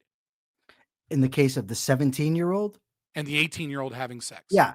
And to be perfectly honest with you, I don't think anybody's rights were violated in that case. But the problem is that girl might have a defense agency who differs. Right. Okay, so let's change problem. the analogy now. People differ about that. That's the problem. Let's change that analogy now to an 11-year-old girl and a 30-year-old man. Sure. Whose rights were violated? Well, the 11-year-old girl, that's clear. Okay, yeah, that's right. So we clear. get two extremes, okay? So we can determine that, right? So if Rights Enforcement Agency 27 is going to defend their client, right? And they're going to defend and use violence to defend the 30-year-old having sex with the 11-year-old, what ought we do to that 30-year-old and the people that are protecting? Well, in herein lies part of the problem, right? If what I think objectively should be done is this guy should be arrested, tried, if found guilty, punished, right? Well, let's say he's openly admitting and claiming, and his rights enforcement, everyone's claiming he's guilty. It is good, like he's admitted guilt openly, publicly. He's put it on the internet, right? Like then he should be arrested. Now, unfortunately, in a situation where you have competing agencies, you inevitably are going to have agencies that defend criminals. Okay, absolutely. Right. So now, wait. Okay. No, you weren't done. You weren't. I thought. Okay. You just asked one question. We were doing it back and forth. I'm sorry. I want to give you the time if you had a better answer. The inherent problem is when you have a monopoly on force over this area, you have an organization strong enough to handle this. In a situation with a multitude of defense agencies, and you're right, we don't know how many. We can't, right. But I do know that competition tends to breed a lot of variety, right? So the odds are that there's going to be competition, right? There's going to be, except for when that competition is over force, because now you're going to have agencies that will defend that 30-year-old. Right. So that's the last question. What happens when the state of Connecticut defends the 30-year-old having sex with the 11-year-old? What do we do? If the state of Connecticut did that, what would we do? We'd have the absolute right to use force to overthrow the state of Connecticut. Okay, so when the state of Connecticut violates that right? Sure. Because the victim's not being protected, and the victim doesn't want the state of Connecticut to represent them. They then gain the right. They gain the right to overthrow the state of Connecticut. That's not why they overthrew because the state of it. Connecticut Hold on. being a final arbiter and is not No, appropriately engaged. No. I'm no, finishing. no. Is Go not ahead. appropriately engaged in objectivist law, right? An objective law. So the I don't moment like they the term step objectivist law. I'm just going to tell you, I objective, don't like the term. well, objective law is a pretty common term. But we'll say natural law if No, you want no, to come I to like my side. objective law. No, I like objective law. I Objective don't law, like yeah, sure. objectivist law. Objective It's a law. yes. Okay, so long as the state is always engaged in objective law, right? Then there's no means to overthrow it, right? But if the state violates one victim's right, they get it wrong, intentionally so, right? Like we'll say, well, like I really want to steel man it, right? Like intentionally so. I don't want to, like maybe sometimes accidents happen, like maybe the investigation was fucked or Yeah, bunked or something. we have a scummy state. Intentionally, right? They intentionally say, Right. actually, Aisha was perfectly fine when Muhammad, decided he wanted he wanted a new wife, right? And so that's what the state law. The moment that one victim is not, their rights are not being protected by the state, we can overthrow the state. Well, that's the problem is it's an inherently complex question that you're asking me. Well, it's inherently complex to have I'm a gonna bunch of tell rights you. enforcement agencies No, too. That's hold your on, argument no. against me.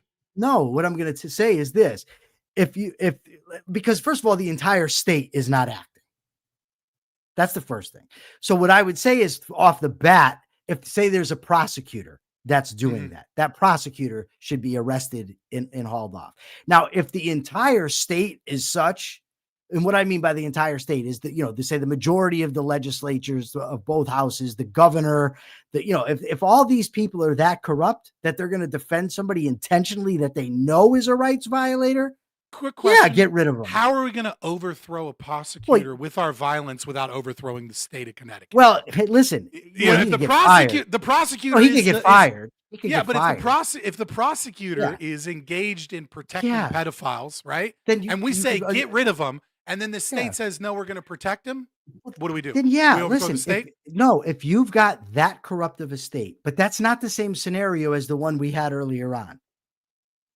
If you have a state that's intentionally doing that, yeah, of course. My problem is with so this. You have a right to overthrow a state if that state is no longer representing your rights, correct? You have the right to overthrow a state that is deliberately protecting rights violators. Okay, or just right by virtue of not prosecuting, by virtue of inaction, correct? By virtue of saying this is okay that this guy's doing this, right? So if the state not by virtue of not because if they didn't think he was guilty, they didn't think there was enough evidence. If objectively it was he said, she said, the case you gave me was everybody involved knows this guy's guilty, and they're saying it's fine. Okay, okay, all right. So in this scenario, in order to have the right from an objectivist framework to overthrow a state, the state must be intentional. Please don't say objectivist framework, because it makes it like I'm speaking for all objectivists, and I'm not. Under Michael Leibowitz's position, right? And that's fair. That's fair. So in order to have the right to overthrow the state must be intentional in its refusal to protect rights, and by virtue of it being the monopoly, right? No one else has the right to protect those rights, so we can then overthrow that state. Correct? I would say yes. But with the so qualification, we have a right. Hold on, let me rights, just give you my right? qualification. Okay. Well, I don't like that framework. We have a right to our rights. We have our rights. Right. I feel like I'm found something, but it's okay. Yeah, we have a moral claim to our moral claims. I mean, then we could add another level. We have a moral claim to our moral claims to our moral claims. All I'm saying to you is within the framework that you just gave me, I'm going to say yes. Okay, cool. So but there could be variables that could come in that would change my mind in reality, given your hypothetical that the entire government is in on not protecting the victims of rape.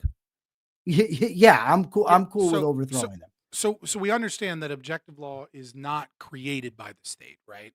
That objective law exists outside of No. the state. Hold on. There are objective laws. Yes, there's objective principles. But no matter what, and this is, and I hate to keep putting Zulu, but I lump all you guys together, even though I shouldn't.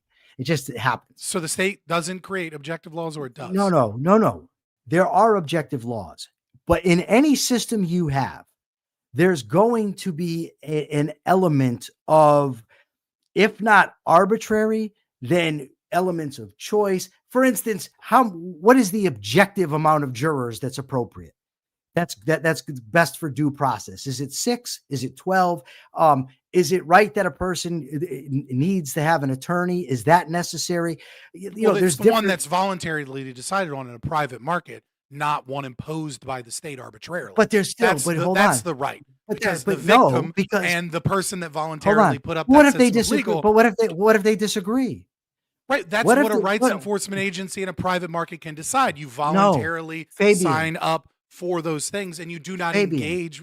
Okay, go ahead. Fabian, this is if you have a person that says they were punched in the face by another guy, right? They have 2 different defense agencies. They don't agree on the amount of jurors that you're supposed to have. You just said that's what would happen, is they'd all be voluntary. They disagree. So how do you resolve it? Okay, so you have 2 defense agencies that are working in the same jurisdiction that have no means of resolution, and that's what they sell, and everybody just buys it. Everybody goes, no, I'm going to buy a defense agency that has no formal process for arbitration and has no legal system. No, what they're going to buy is the system that is best going to protect them. Yes, and the system that's going to best and effectively and is the most judicious and protect their rights and is in their rational self-interest is one that has a means of arbitration, is one that is agreed in that area, not one that is imposed upon them. No, maybe they think 12 jurors is good. Maybe they think 9 jurors is good. Yeah. What matters is, did the crime occur or did it not occur? But you don't know that ahead of time. You Nobody knows that. The state doesn't know that. The private system doesn't know that. That's my point. Objective law is not created by the state. Yes or no? Fabian, our objective rights, no, are not created by the law. By jurisdiction, by judges, by legislatures. No, objective rights are not created. There's no positive rights. Process laws, to say that there's objective true, every process law is objective, is beyond silly. It's absolutely beyond silliness. I don't think I'm making that claim. No, but that was my point that you were responding to earlier. You asked me, and what I'm saying is that the amount of jurors, for instance, the amount of time when a person has a right to a speedy trial. How long is a speedy trial? Is it 6 months? Is it 8 months? Well, a right to a speedy trial or a right to a trial by jury, these are things that are only created as a means of the state existing, right? Those aren't real rights. Yeah. Oh, no, that exactly. So even if you got rid of the state altogether, you would still have to have some sort of process to discover who's guilty of what crime. Right. So right. And there's no objective process. What I'm saying is person A, person B. Person A violates the rights of person B, and that's the reality. Now, be it a state, be it private markets, be it whatever, nobody knows with absolute certainty in this instance, right?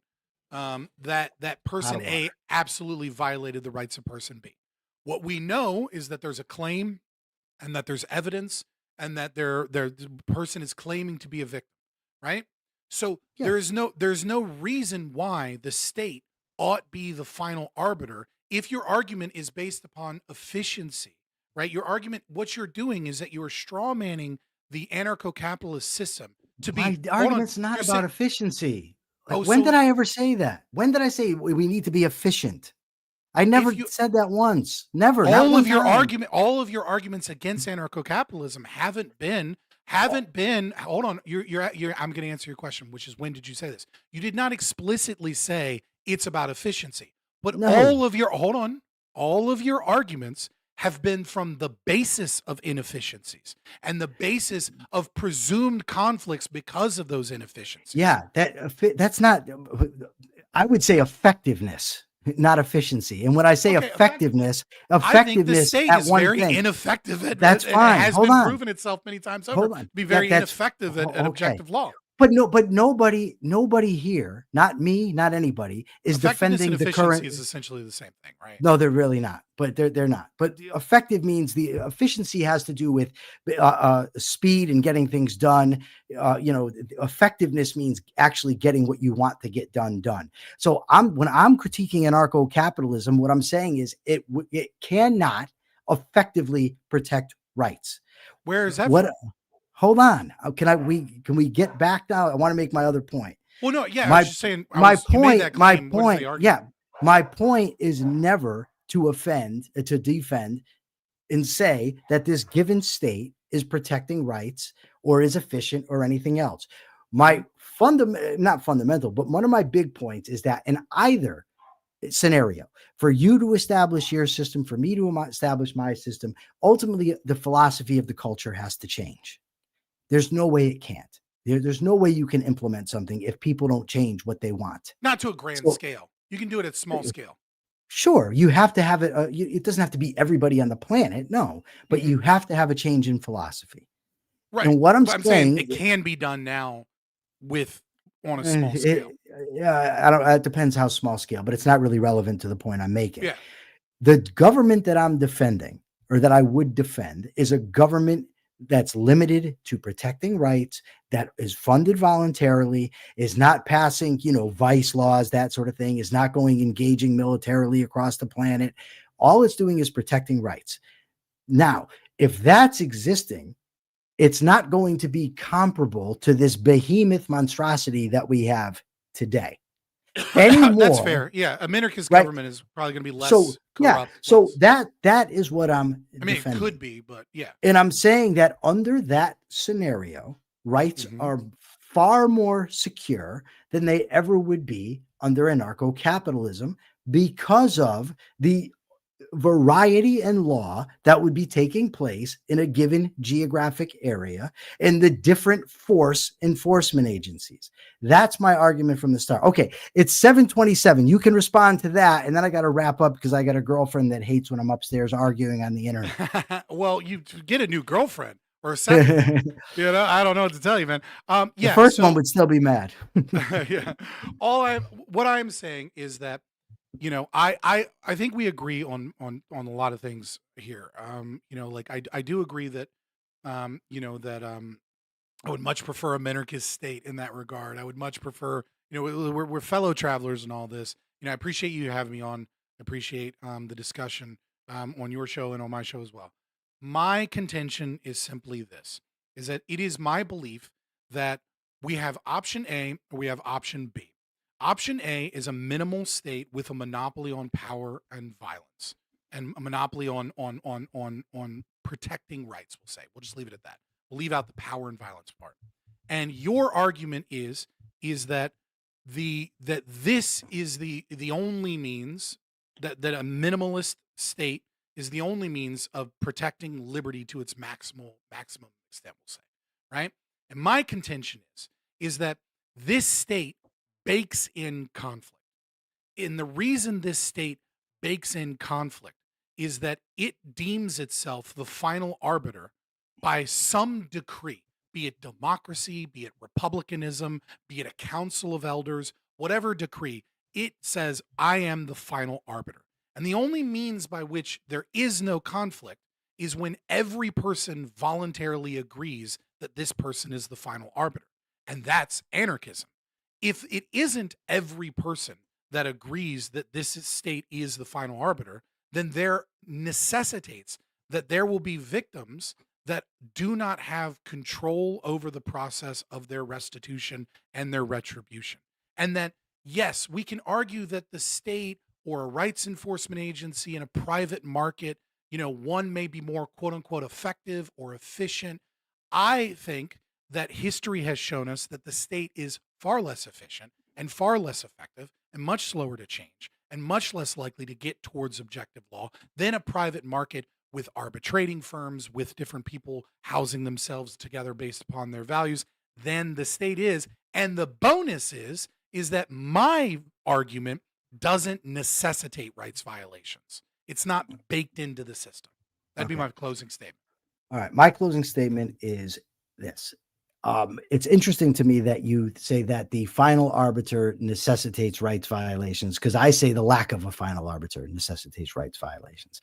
I say that a multitude of defense agencies inevitably will result in different laws over the same area, and it will inevitably result in rights violations. It'll result in a situation where people don't know how to act. What I find very interesting is the argument that markets have shown themselves to be far more efficient than government, which is absolutely correct. But markets have demonstrated that when within the backdrop of government, when there's a government to enforce the rules of that market, is when markets have shown themselves to be so efficient. That's one of my arguments.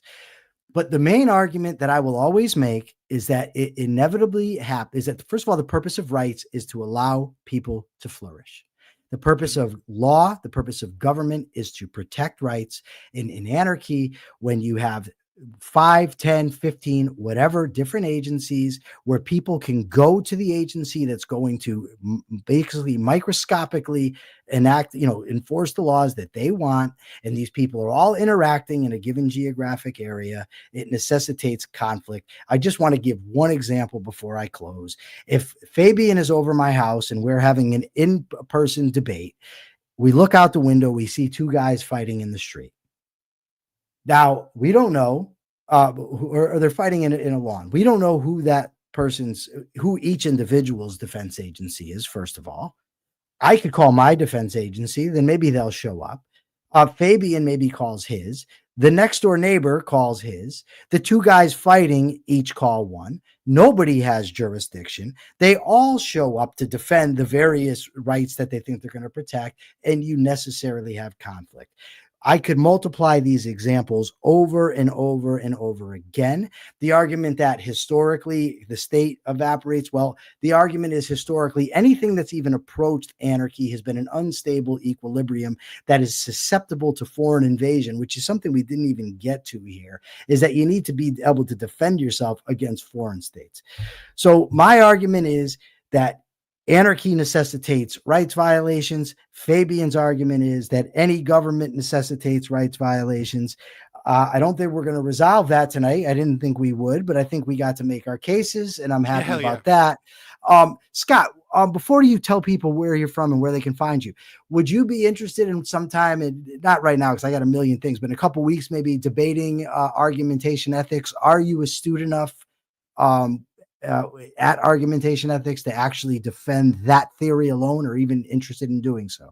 I'd be interested in doing like a full breakdown of argumentation ethics, especially with an objectivist, because I think I don't have to start with existence exists, A equals A, or grounding formal logic, because our grounding is the same, right? Like we both start with the unavoidable axiom and existence exists and law of excluded middle and non-contradiction. So I can just start right at Habermas. So I feel like that would be fine. We got a ton of comments. That's good. No super chats though. Thanks, people, for no money. No money. You guys didn't give any money. I'm sorry. I made money tonight. I don't know if it's really money. I'm new at the super. I'm new at the super. I made some money tonight. So well, tell them where they can find you. You can find me Fabian Liberty on YouTube or Twitter predominantly. Please don't subscribe to my Twitch. I haven't streamed there in like 2 years. And then also, I do have a video from like 3 years ago when I was still a minarchist, on how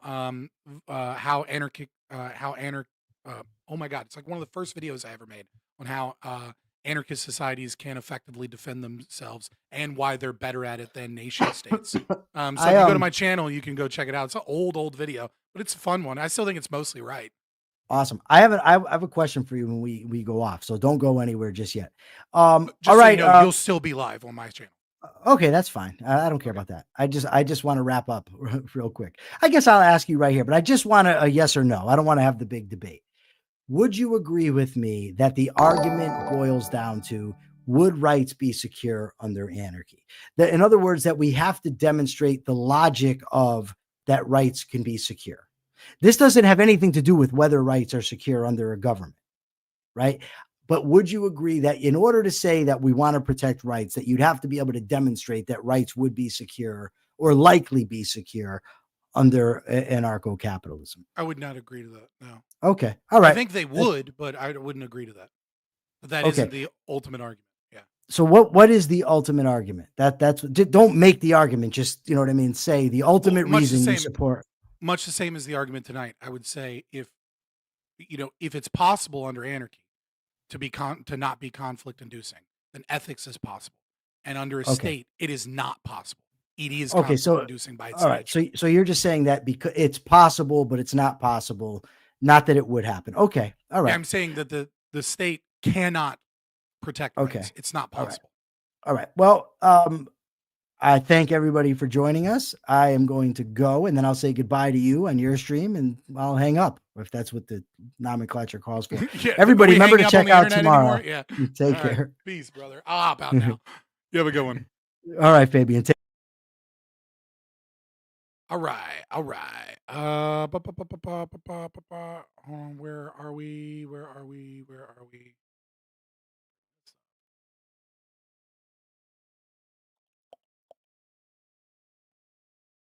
I was really hoping to do more of like a discussion. It got a little debate, broy, but I'm glad it wasn't too crazy. I feel like I made my arguments pretty well. I could have some things I could have done better. I don't know how to engage with someone that is like I want to be more of a dick. Like that's my tendency, but like I also have to be careful not to be too much of a dick. You know what I mean? Like, does that make sense? Where's my history? Why is it not? Here we go. Trying to get some music in the background. The Streamlabs sensor is still a little harsh. Let's see. The last time it censored someone was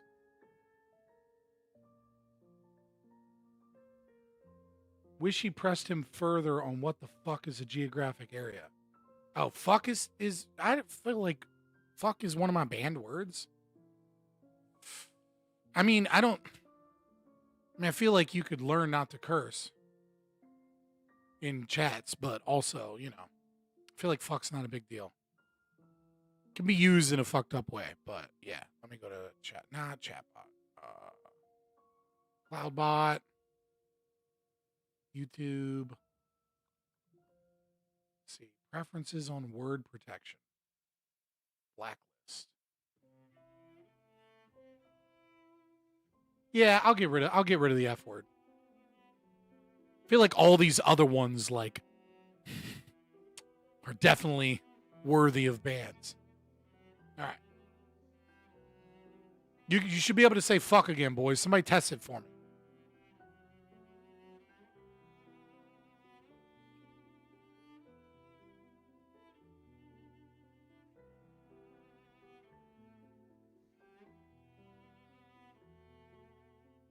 All right. Is that better? Do you appreciate it? All right. Clearly I won. All right. I'm always going to say I won, though I kind of wanted it to be more of a discussion anyways. And we can say fuck again. That is the reward to chat. All right. How long have I been streaming? It's 2 hours. 2 hours is it? Fuck it. Since we can say fuck again, I, in no way, shape, or form, promise to watch all of this. There's no fucking way I'm going to start a 3-hour reaction right now, 2 hours into stream. All right? We're not doing 8 hours tonight. I got shit to do tomorrow and a long day. That being said,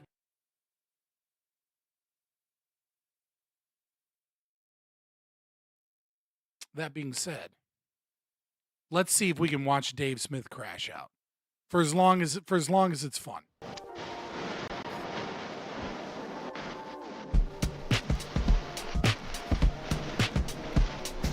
Please do 8 times.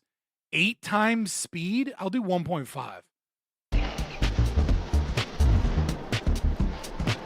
For the record, I haven't seen anything from this except for like one clip.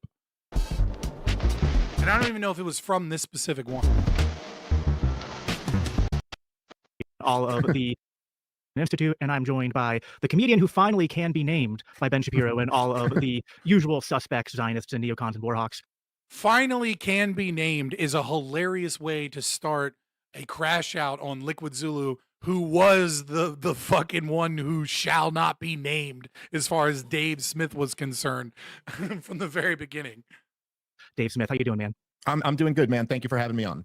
Yeah, of course. You know, I was kind of happy. I remember texting you the day that Ben Shapiro finally. Why am I doing it this way? Hold on, this is stupid. Hold on. We're gonna. This is what we're doing. This is what we're doing. Streamlabs. Hold on. This.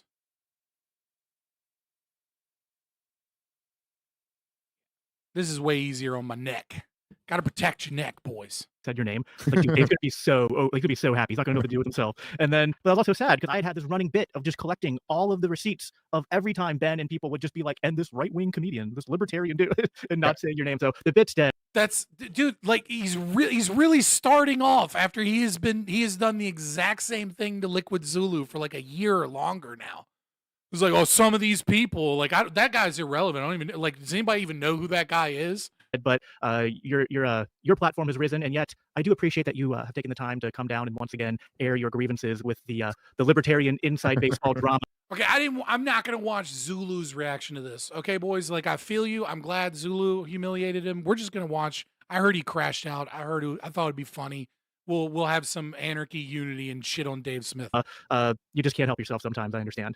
Yeah, well, thank you for all that. It was a big moment when Ben Shapiro finally said, "Man, I feel like it's a big win for all of us." I'm not watching a fucking 5-hour reaction to do a reaction of a reaction. It's not happening. Us in a way.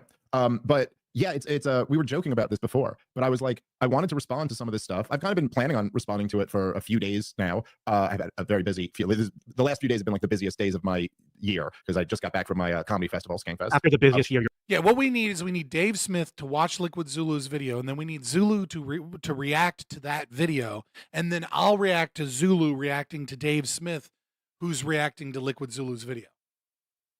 Your life. After the busiest year of my life, this. And what I'll do is I'll put that video in the corner, and I'll play like a video game on the main screen, because that wouldn't be ADHD enough for you boys. Was the busiest week of that year. So I was just at this all-day festival for the last few days. So, but I wanted to kind of respond to some of this stuff. But then I'm in this weird pause. My metrics say that like 45 to 55% of you are Gen Z, and for whatever fucking reason, the other half of the audience is mostly Gen Xers, with like a couple boomers and millennials spread in. The other half of my audience would lose their fucking mind if they saw like a 2x speed video of Liquid Zulu watching Dave Smith at 2x speed, watching at 1x speed, because we found out he watches videos at 1x speed, reacting to the celebritarian video with video games in the background. They would lose it. All right, compromise, boys. Position where Zulu doesn't need a reaction, but his bingo game was funny. I saw the bingo on Twitter and was like, oh, fuck. I didn't see the game or anything, but I saw his bingo card. I'm like, well, look, there's, if I wanted to talk about some of the stuff on my podcast, I'd have to spend like 2 hours giving the audience the backstory on what any of this is so that they'd understand what I was saying, for them to ultimately not really care about what I'm saying. And so you're like, oh, that's not really an option. Even if I were to like post it on Twitter or something, it'd be like, most of the people wouldn't, so like I was like, weird. Yeah, you're a prag with a bunch of fucking I love that he just admits most of my audience is like retarded, and it would take me 2 years, even 2 hours to even explain, what could be explained in 5 minutes. Like, dude, shut up. Now I'm like, hey, can someone give me a platform? Jacob, can you platform my toxic ideas, please? Well, and I'm glad I have friends in high places. And there's a weird irony because I need Asmongold play. No, I need peekaboo or I need like peekaboo footage, in like hardcore classic WoW in the corner while I'm playing regular WoW. It's almost like Groundhog Day, because we're back almost 2 years later in a weird way having the same conversation we had 2 years ago. Just like and weird clips from that episode have been cropping up and going viral again, which is, the first time that's happened to me. I know that happens to you all the time, but like when people have to go back into the vault to try to find something to stir controversy up on, But yeah, no, I'm happy to have you on. We have a lot to talk about tonight, and I guess we'll start with the video that been circulating. You know, part of the issue here is that you're in two different worlds now, Dave, and I have to remind myself of that sometimes because like I remember when we were just like hanging out at Libertarian Party conventions, and you were like just a big fish in the little pond of the Liberty movement, and now you're at a whole different level. So like you have like your your big audience, and you go on these big stages, and yet then it's kind of little in comparison to what you're doing, right? You're going on Candace Owens and Theo Vaughn and Joe Rogan and all that. But for us libertarians down here, anytime Guys, stop trying to type the letter N. Okay? The letter N by itself with nothing before or after it is banned. I don't want people to come into chat that are bots that like try and start an N-word chain by like just coming in and putting in the letter N and then someone else puts in I, et cetera, right? That's why that letter is banned, so that the N-word chain can never get started. it's just like a little video gets released like this. It's a big deal. Nobody did, Shrekaz. Listen, you weren't there from the beginning. I had times where I let people on Discord, and the first thing they would do is they'd hop on Discord and they'd do a Nazi salute, and then they'd scream the N-word, and then they'd immediately leave. And then what they would do is they would clip it, and then they would report that Twitch clip that they clipped of themselves doing that so that they could get rid of right-wingers on Twitch. Like, I've had that happen. I've had that specifically only happen once because I was like, okay. But I've had similar things that happened before.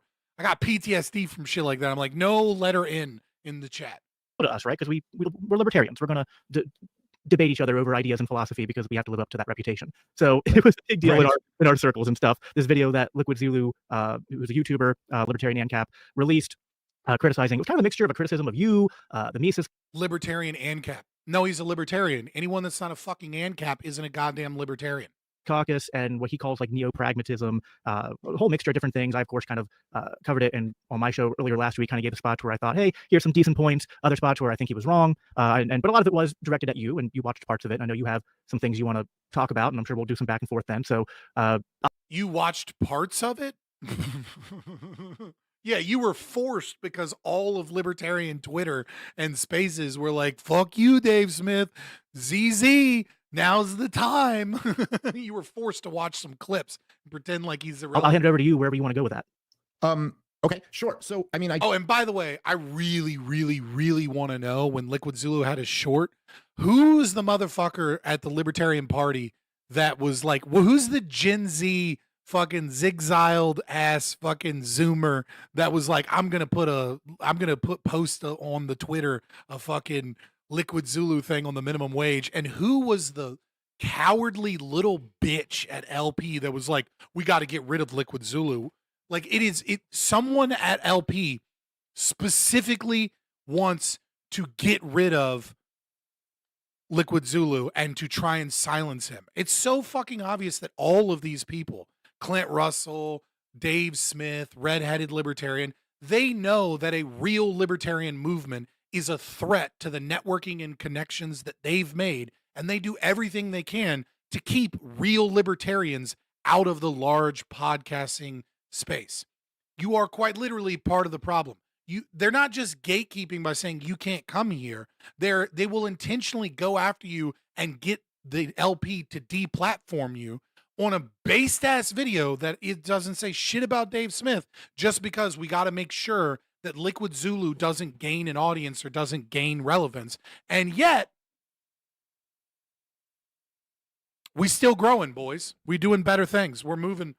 Like Clout Russell is what I call Clint Russell, Clout Russell. I saw that he had put the video out around when that happened. And then I guess what got it on my radar was really that I think you and Jose Gallison, and there's another Zach, whose last name I'm blanking on, but he's another Twitter account who I don't know him personally, but like we've messaged. Yeah. You know what kind of got it on my radar was all of fucking Twitter flaming you instantly. I think I saw some people had like, it got onto my radar somehow. Yeah, it got onto your radar because you damn near would have had to have shut down your account to not be able to see the amount of people that were just dogging on you.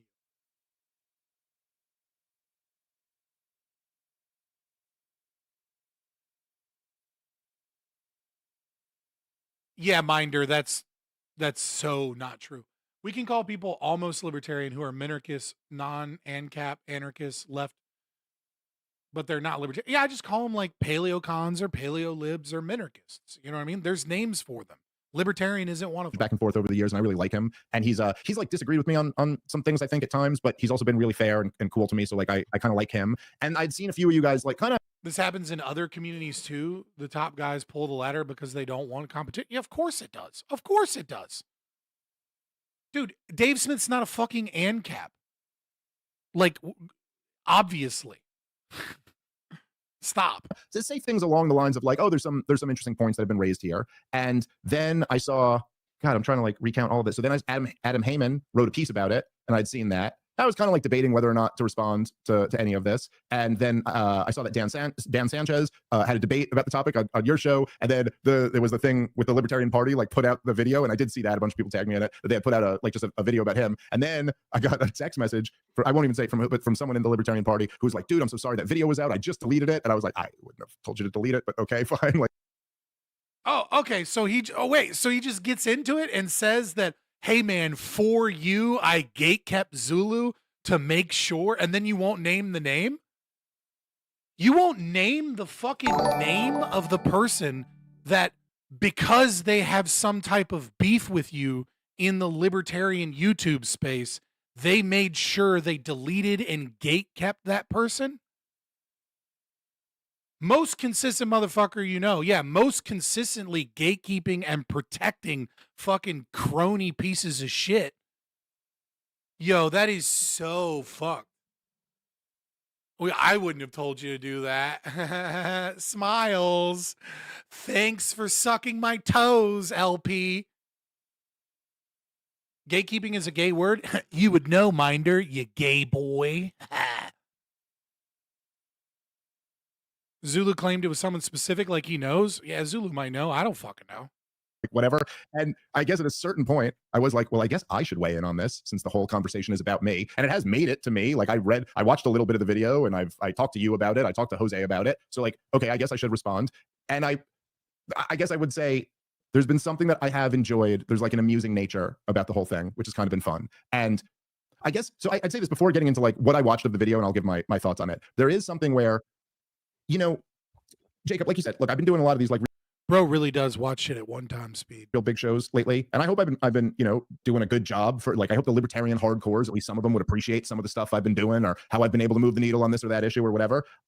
We appreciated you back when you were consistent and you were based, not when you gave up principle after principle after principle to push a false portion of libertarianism to the point where it is actually now more difficult because of people like Dave Smith, but Dave Smith being one of the biggest ones, to argue for libertarianism, because everybody's idea of what libertarianism is the well that you poison. Everywhere I go, I have to, when I go to a new space or talk to new people, I have to literally talk for like a half hour or so and be like, that's not libertarianism. No, that's some fucking people that don't know. Like, that's not the theory. That's not how that. Yeah, that's not right. I have to correct all of the mistakes because you point something, and then people become quote unquote libertarianism light, and then look at Gen Z, dude. Look every video that I see of Gen Z on the far right, every video where they describe it, every single time they say they started off kind of libertarian and now they're far right. And it's true. There is a libertarian, air quotes, pipeline to the far right.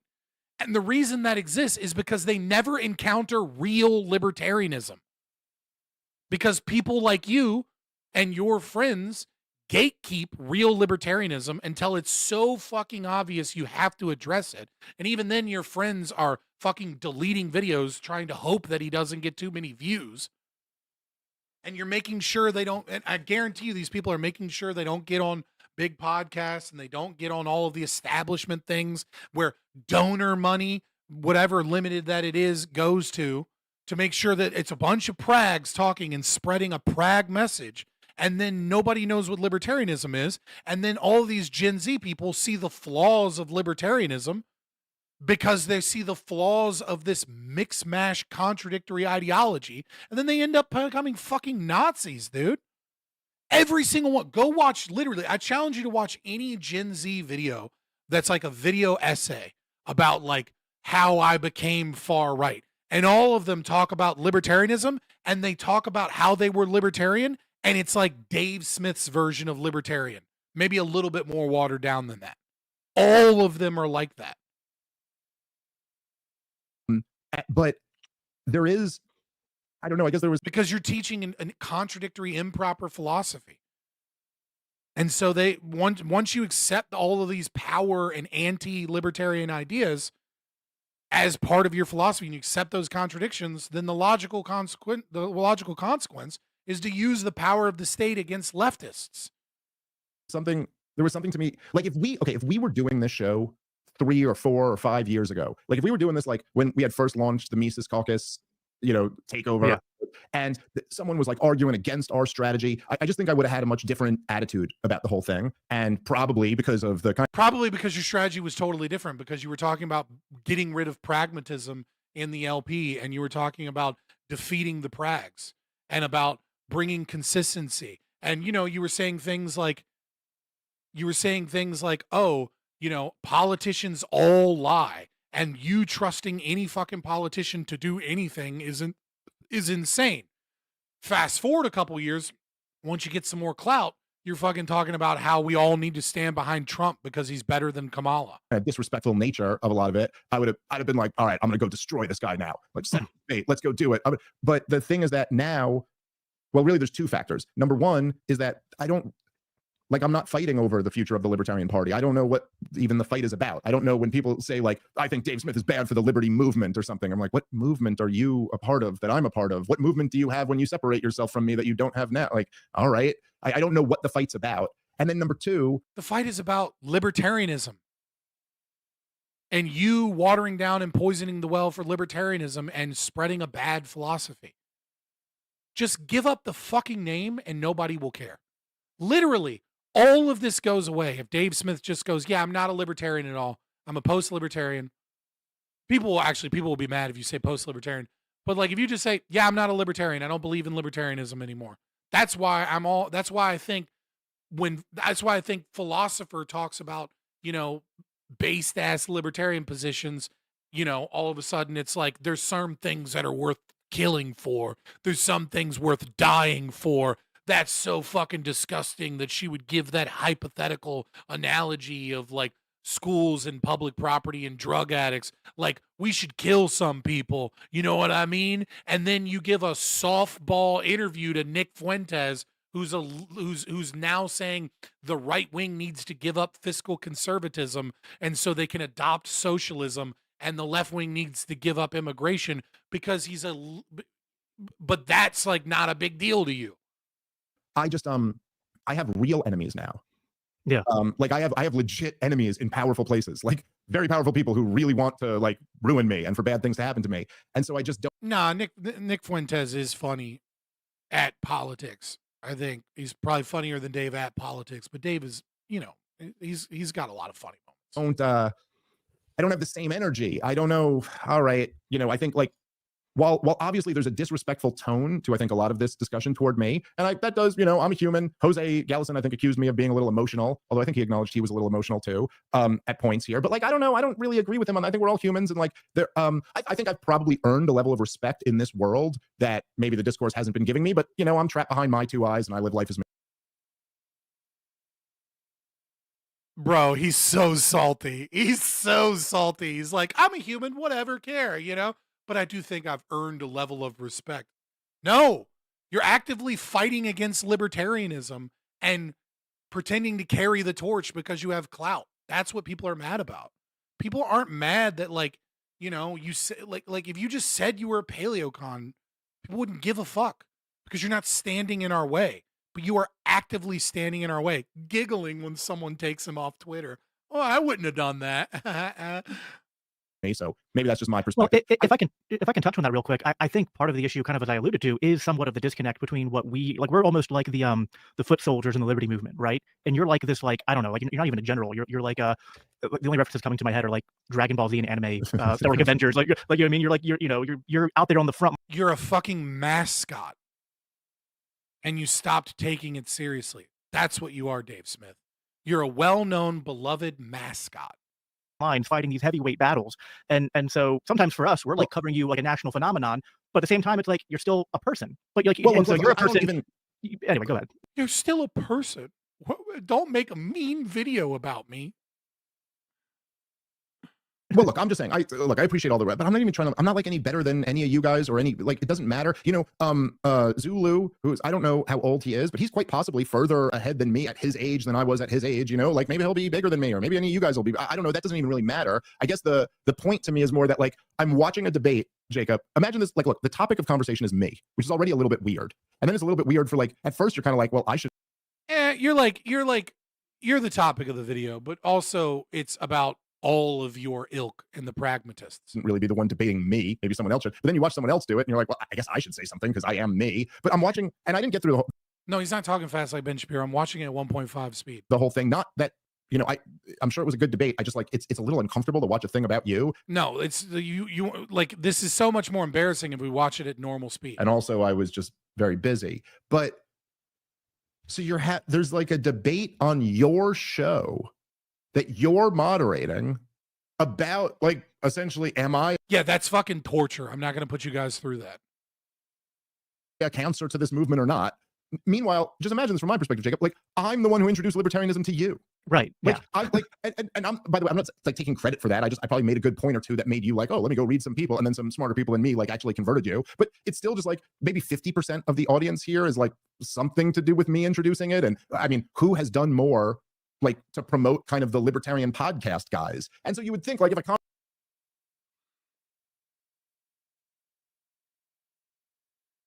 Yes, you used to be based. You used to say a lot of cool things, and then you somehow got further and further away from understanding the philosophy. And then you started spreading anti-libertarianism. And yeah, you've brought on guests so long as those guests suck your ass. Like we agree, you were based 10 years ago. You were based 5 years ago for the most part, not 5 years.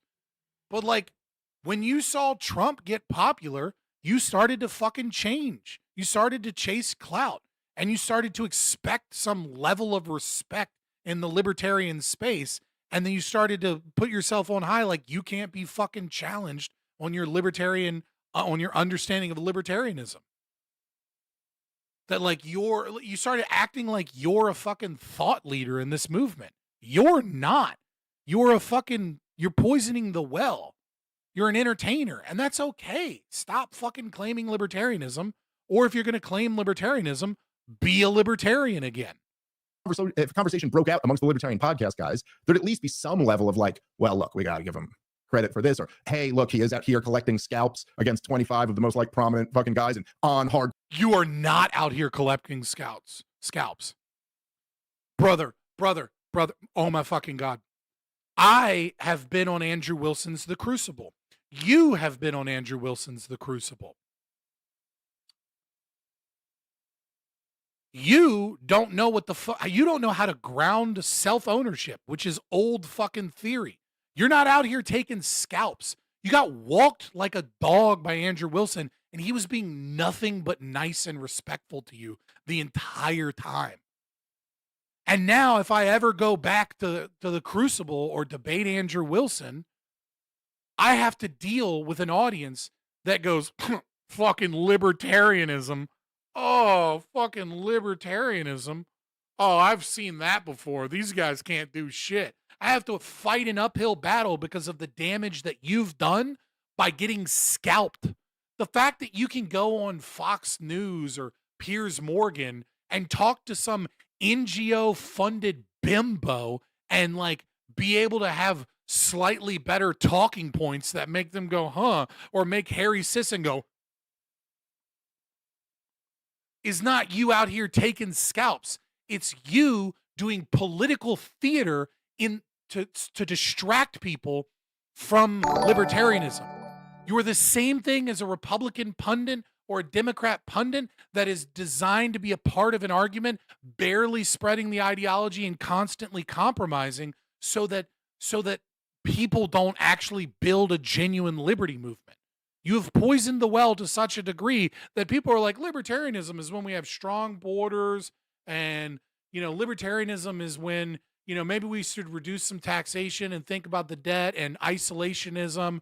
And, there's a lot of agreement between National Socialism and libertarianism. Really, if we get away from those fucking Jews and we stop fighting wars and we protect our borders harsh and strong and get rid of all the brown people, well, then maybe that would be a better thing for America. Like, you're in the way, dude.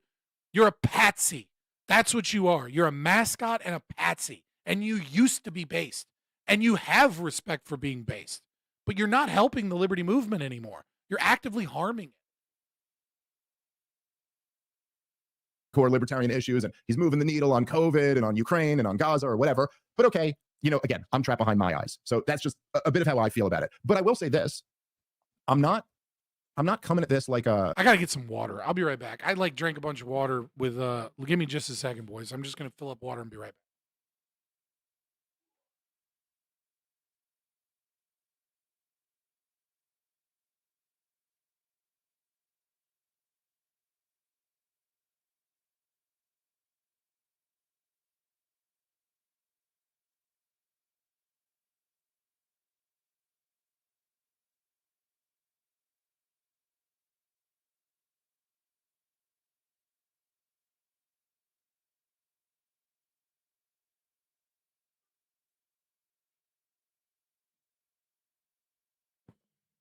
Oh, we only lost 3 viewers. Dope. Your dude, I'm not ignoring your super chat. I had to get some water. Libertarians are by and large smarter and more disagreeable. You can't expect sheep-like loyalty without being a libertarian. This is a different game than MAGA Dems. We are better. I feel like I agree. I feel like I agree with that. Yeah. But that's a small portion of the audience that oh shit, I lost. Okay, now I've lost 8 viewers. That's a small portion of the audience that he's collected, right? Is actual libertarians. Whatever. Zulu, I don't know that much about him. He's been on my radar for a few years. I've known of him. I've mostly, and this is probably a comment on me and my narcissism, I think I've only seen the stuff he's made about me, or parts of the stuff he's made about me. But from what I understand, okay, people keep saying, and they're adding me in the Discord and shit, that Brian McWilliams is the one that took it down. I don't know who fucking took it down. Maybe it was Brian McWilliams. I've had Brian McWilliams on the show before. It was kind of fun. But if he did, that's a gay fucking move, Brian. But also, I don't fucking know. I don't know. So I'm not gonna speculate at pointing names. So from what I've seen, he's got a yeah, but you weren't the only one that was saying. I've been following people who really like him. He makes YouTube videos about libertarianism, and I think he's had some videos about like Austrian economics and stuff, shit that I probably really, really agree with. And he's probably gotten them. I think he's had some videos that have done well and gotten some views on them. And shit, man, I respect that. If I'm being completely honest, I think that's cool. I bet he's reached some people who I wasn't able to reach, introduced them to some good ideas that I probably really agree with. So it's not really dude, I'm out here worried about real threats. So I'm not trying to take him out. Good for him. Keep doing it. I hope guys like that. I hope they keep an open mind about some of this stuff. And I think that maybe they could actually even, get better and more effective. But I hope he reaches a whole lot of people with the messages that we both agree on. And so anyway, I guess I would start with that it's not, despite the disrespectful nature of this whole thing, and despite the fact that I feel maybe there's a different way to talk about me or to me. But that being said, nah, bro. No. When you have actively tried to gatekeep him and ducked debates on immigration from him over and over and over again, and gotten in little Twitter spats and been he's not relevant. And then at the same time, you're standing and resting on you. I won't say you're resting on your laurels. You're still out there doing content and doing shit. But then you're out there actively preaching anti-libertarian ideas, and then you won't accept any debates because you're out here taking scalps. You don't get to then be like, I hope he does well. I hope he does great things. I hope the videos on things we agree with, I just feel like I deserve some respect because I'm a big name. Dude, shut the fuck up. No, you don't deserve respect and deference just because you have clout. The fuck are you talking about, dude? No, what?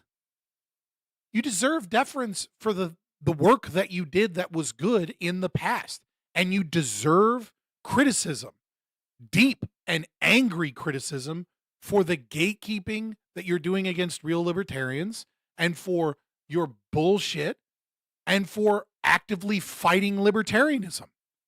You're now actively fighting libertarianism from within with your clout and poisoning it. Like, but behind my eyes. Said, you know, I like it. And I will say, it was kind of amusing to me. And this is the last thing I'll say, and then we could take on like substantive things. But it was kind of amusing to me, like just the showmanship of all of it. And I thought I was kind of playing into that when the guy from the Libertarian Party was like, "Oh, don't worry, we deleted the video." And I was like, "Dude, you know, like, all right, that's fine." And I go, "Maybe I should just post the video." And then I was like, "Maybe I should just post the video and then delete the video." And I was kind of having fun with that. I thought some of them were kind of having fun with like the ZZ, you know, we set Liberty Twitter on fire stuff. Right. And I did. It was. Yeah, it's fun when we gatekeep and then I make fun of you being gatekept. Like you have all this power and influence, and be like, you could very easily be like, "No, I watched the video. It's a good video. You should post it." But no, you're gonna be like, you're like, "I'm gonna have a little fun and remind you that I have all the clout." But of course, you're so great. You help out the small podcasters who get funding and new mics and new studios, you know, for working for organizations. You know what I mean? Like, when's the last time Liquid Zulu, or sorry, when's the last time Dave Smith has brought on, I'm just curious because I don't watch his stuff that much. When's the last time he brought on a streamer or a YouTuber in the liberty space, like that is a libertarian, who isn't a part of like FEE, economic prosperity, isn't a member of the LP, like, you know, media organization or Mises organization? Like, you say you do all this and that like you're so helpful. When's the last time you just said, "Oh man, this is a streamer or this is a YouTuber with crazy good ideas that makes good content. I'm going to bring him a big platform and tell everybody to go to his YouTube channel"? Who's that person? Or is it just people who are already connected with like the that are acceptable by the money and the, you know, the collective that you guys kind of have? I mean, maybe I'm wrong. Maybe like a month ago or some other time, like has he when's the last time he did that? I'm just curious. Did that ever happen?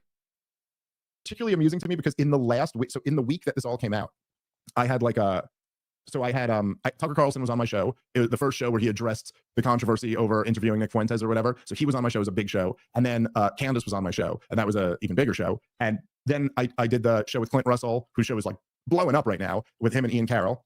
And then I did Trigonometry. And so Clint Russell, yes, one of your boys who blocks all of the ANCAPs on Twitter.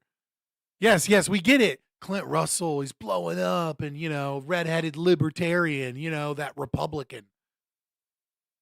Yeah, we get it. Like, let me just remind you guys that I get all these big interviews to spread fake libertarianism. I was like, if every single one of those shows had generated like 5 controversial clips, so I'm getting fire from every angle. Like the Zionists are mad at me, and then the Groypers are mad at me, and then the fucking this and that, and then all right, hold on, pause. This is probably fair. Because like my Twitter is gonna be really easy to notice when something's happening on libertarian Twitter.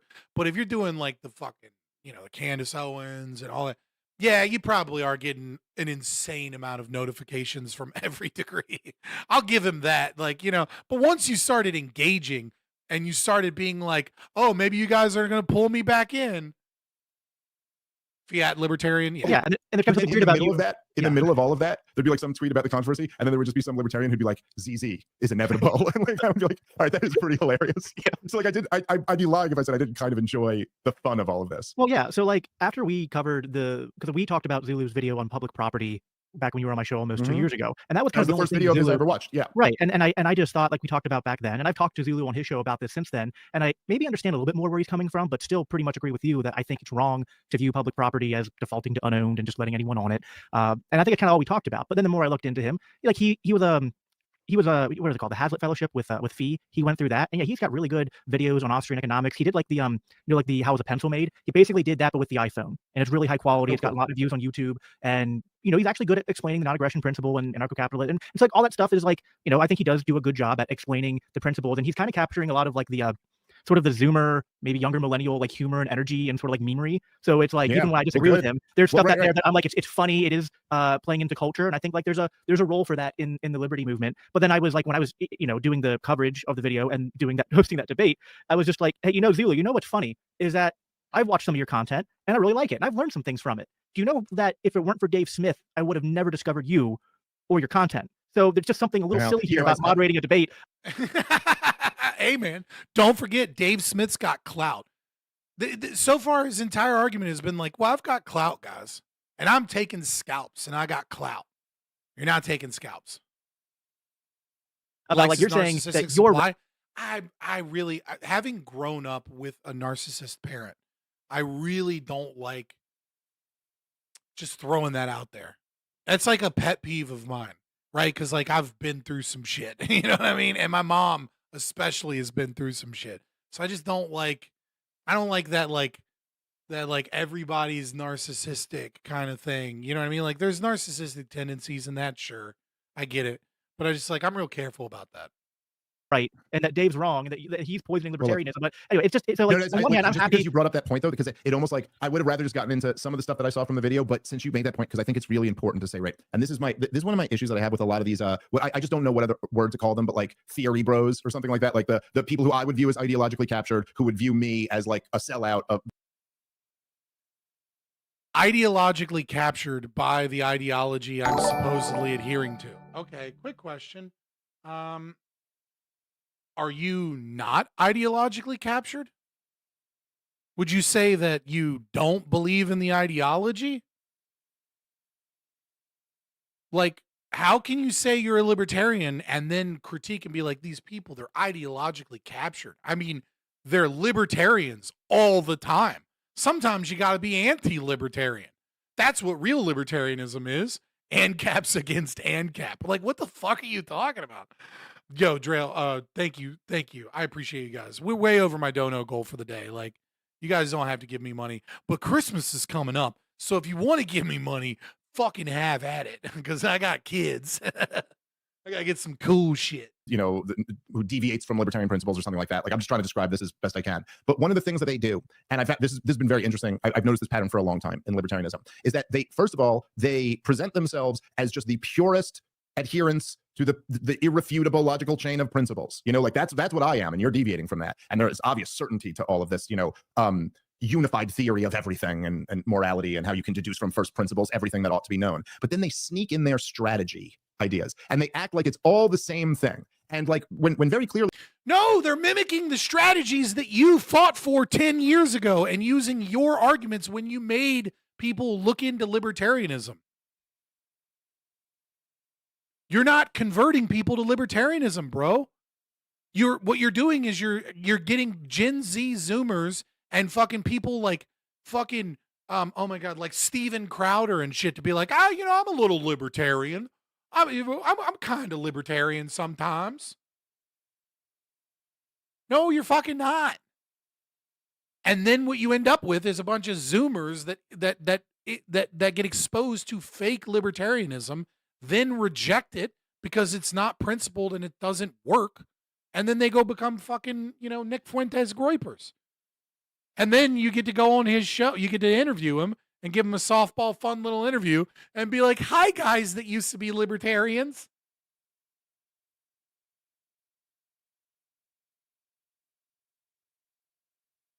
Dude, Dave Smith does not throw some in-bombs. Actually, theory and strategy. And if he does, we'll stop the stream. Two clearly distinct things. Like, obviously, you have your theory of like what is, morally correct or whatever. And then you go, okay, we know that, and we live in this world. How do we get from where we are now to implementing these things? But they sneak in the strategy as if it's all part of the theory. So they'll be... Dude, if he's throwing out inwards, this stream would be fucking taken down. You're so silly. Things like... Me and Michael Malice used to make fun of this all the time. And Michael Malice is like a real big Ayn Rand, fan.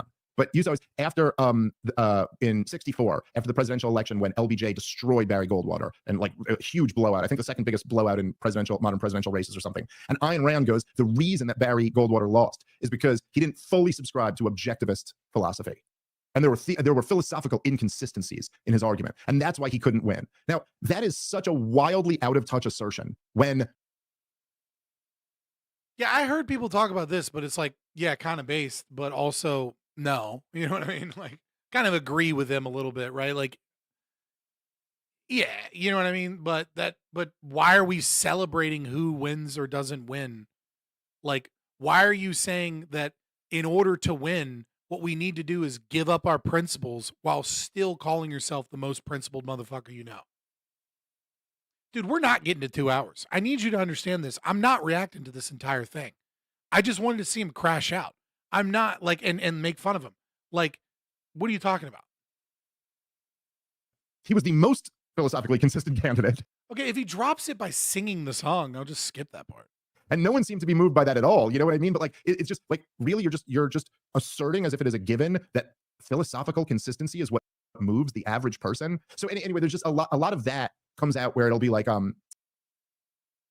philosophical consistency is the only thing that can move the average person towards your philosophy. If you are philosophically inconsistent and preaching contradictions, dude, will you all shut up? Like, just seriously, you guys are really obsessed with me putting the N-word on the stream. It's not going to happen. You know, hey, even if somebody is Yeah, and then you know what happens every time they do that? Then they'll report the video. Great on these three big issues and has moved people totally in our direction. And even in this case, if you're talking about someone who's gotten probably more people reading Rothbard and Hoppe and Mises and more people engaging in this world and thinking. I only want one person to go read Rothbard and Mises and Hoppe, and that's fucking you, Dave. If I just want one person, just one.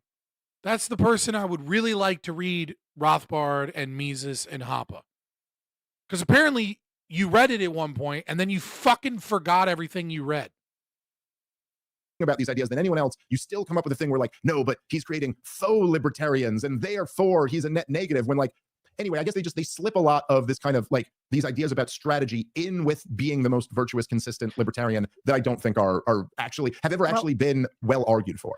So I kind of get your point. There's something there, which I guess this will get into one of the things in the video, though I don't know if it's one of the parts you watched, but where I thought he had half a point because it did resonate with something that you talked about and we talked about in the Mises caucus all the time, which was that like the Gary Johnson campaign was held up as this gold standard of like, what we have to do to win elections and grow the party and grow the movement. But like when you debated Nicholas Sarwark, rest in peace, and we're having the, conversation about like, and he's like, we have to get like 1 million votes. And you're like, or 100,000, I don't know. And you were just like, we're never going to get those votes, unless we convert people first. Sure. And Gary Johnson and Bill Weld, yeah, maybe they got a lot of votes and maybe some people joined the party, but how many of those people stuck around long term? Now, I've met a few. I'm not saying they don't exist, but I think as evidenced by the Mises Caucus takeover, it clearly wasn't like this huge influx of like committed, suddenly like ideological libertarians that were like, ready to go to battle for liberty. They were, kind of like lukewarm, fair weather, probably like centrists or disenfranchised Republicans or maybe some Democrats who just really didn't like Trump or Hillary and so voted libertarian. They didn't. So maybe you made libertarians in name only for like a short cycle, but they kind of went away after that. So I get the idea that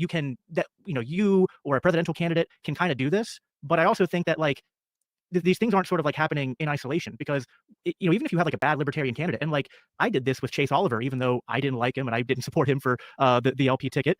But when people would come and be like, oh, what are the libertarians saying? Or they would see something of Chase Oliver and then talk to me about it, I'd point out where he was right, point out where he was wrong. And like, you can do that with anybody. And I don't understand why Zulu and his crowd can't just say with Dave, hey, he's good on like, these 4 or 5 really important things. And we think he's wrong on like immigration. And maybe we disagree on some of the like philosophical framings and presuppositions and things like that. But literally, that's all we're saying. We're saying that you fucking, the chat is cooked. Yeah, I don't know what the fuck chat is doing. Like they're really obsessed with the presumed N-word that we're never going to get to. That's literally what everyone is saying. Like, what the fuck is this guy talk? What is it Jacob, Jason? I can never remember. What is he talking about? That's exactly what we're saying. is that, yeah, sure, he's right on some issues, but his philosophy is wrong. He's not consistent, and he's claiming libertarianism, and he's preaching an inconsistent philosophy with a bunch of wrong shit.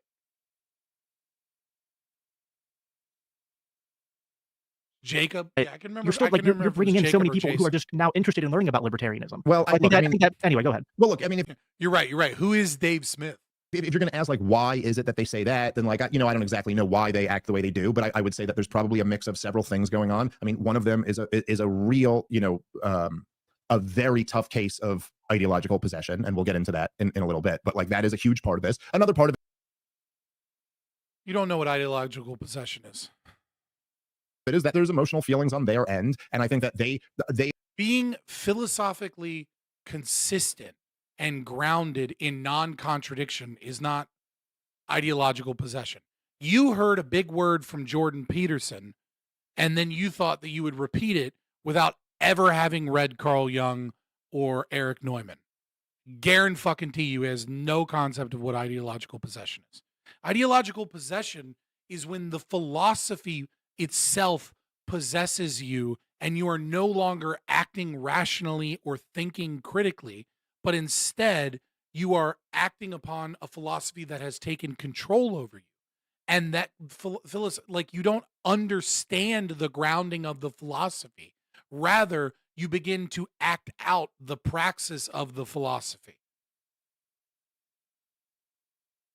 Like this is true when you see like girls with, the crazy bangs and the fucking nose rings say a bunch of shit that they don't understand because they've been indoctrinated into a philosophy and they can't critically think with what the other person is saying because it hits a wall where they go, but you're a misogynist.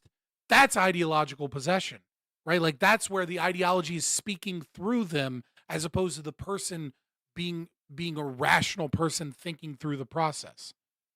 Like Dave, you're like, I think I got a smart $2 word to throw at you because you're too used to not being challenged. You're getting a softball baby fucking interview. You're getting people deleting your enemies off Twitter for you, or off the LP's Twitter. You're getting a bunch of fucking talking point retards on major shows. And then you're having friendly little conversations with intellectual titans like Candace Owens and Nick Fuentes. Like, come on, dude.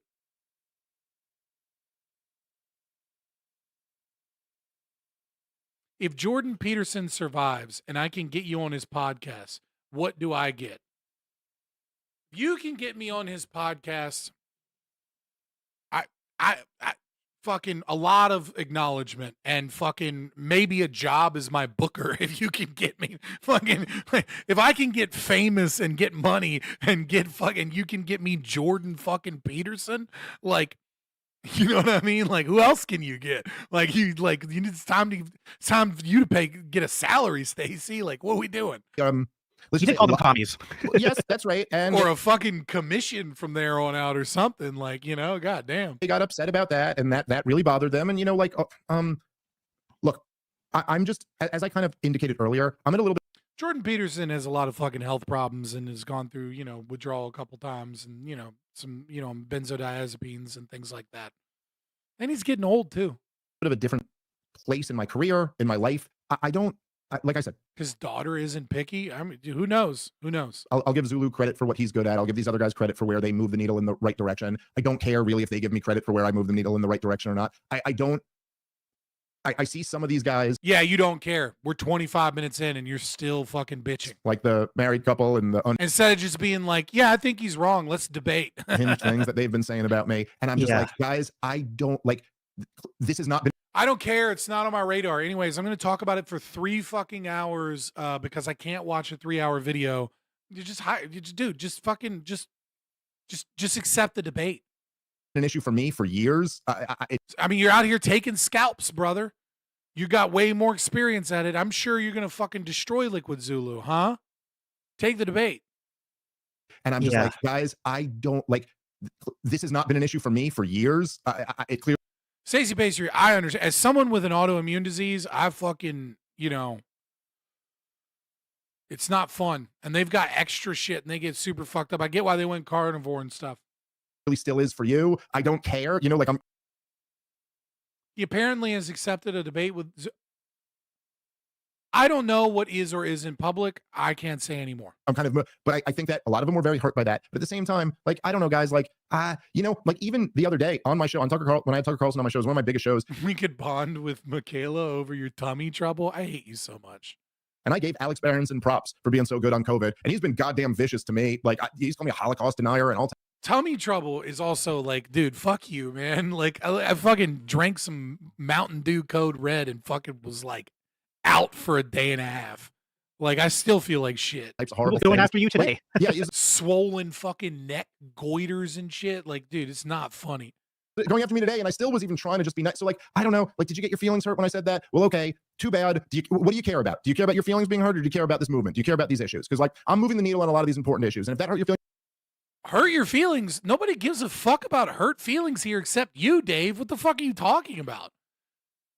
Zulu doesn't give a fuck if you say mean things. He gives a fuck about the fact that you're spreading anti-libertarian philosophy, calling yourself a libertarian, and then being like, who's this? He don't know shit. He's nobody. I'm not doing anything. I still was even trying to just be nice. So, like, I don't know. Like, did you get your feelings hurt when I said that? Well, okay, too bad. What do you care about? Do you care about your feelings being hurt, or do you care about this movement? Do you care about these issues? Because, like, I'm moving the needle on a lot of these important issues. And if that hurt your feelings, well, you know what? I don't regret what I said. I didn't say anything wrong, and I'll defend it here today. So we'll get to all that in a second. But let me just tell you more the point you asked. Okay, so this is the truth. I watched 15 to 20 minutes of the 3.5 hour video that was made about me being a celebrity. Unless I become like a fucking like millionaire or something, I don't think Mark's coming back except for like the occasional stop by, man. He's making moves. I'm not gonna dox him, but he's making moves. Or whatever, which is like, I don't think really is the word to describe me, but okay, fine. In fact, I think whatever. Okay. Fucking he's mad because look at hold on. He's like smiling and shit because he knows it's a good fucking dig. 15 to 20 minutes of the 3.5 hour video that was made about me being a celebritarian or whatever, which is like, I don't think really is the word to describe me, but okay, fine. In fact, I think whatever. Okay. He was about to say, in fact, I think it's kind of funny. And then he was like, no, fuck you, Zulu. So I'll comment on that. If there were real good points made after that, then you let me know. And I don't know. I haven't seen that. I'll be humble enough to admit that maybe there were really, really good points made after that I haven't seen. But let me just go through the first like 20-ish minutes or so and just tear apart how ridiculous the whole thing was. I mean, how ridiculous, dude. Oh, this is going to be funny. This is why I couldn't make it through the rest. I'm a real narcissist and it's about me. And I still was just like, dude, I'm bored. Because like the whole first 20 minutes, he goes through this thing where he's breaking down the philosophy of pragmatism and Cartesian pragmatism, and you know where Descartes parted from his starting point of I think therefore I am to coming out. And he's going through this whole like thing about like the flawed philosophy that is pragmatism. But he's just setting up this giant bait and switch. I didn't finish the whole thing, but I saw that Dan brought this up on the debate. He's setting up some sneaky moves. I didn't watch it or anything, you know, but I heard somebody that kisses my ass say that they watched it and have some critiques. Oh my God. You'll be waiting? Oh fuck. Waiting for what? Oh, you're waiting for Mark. Yeah. Michaela's really pretty, to be honest.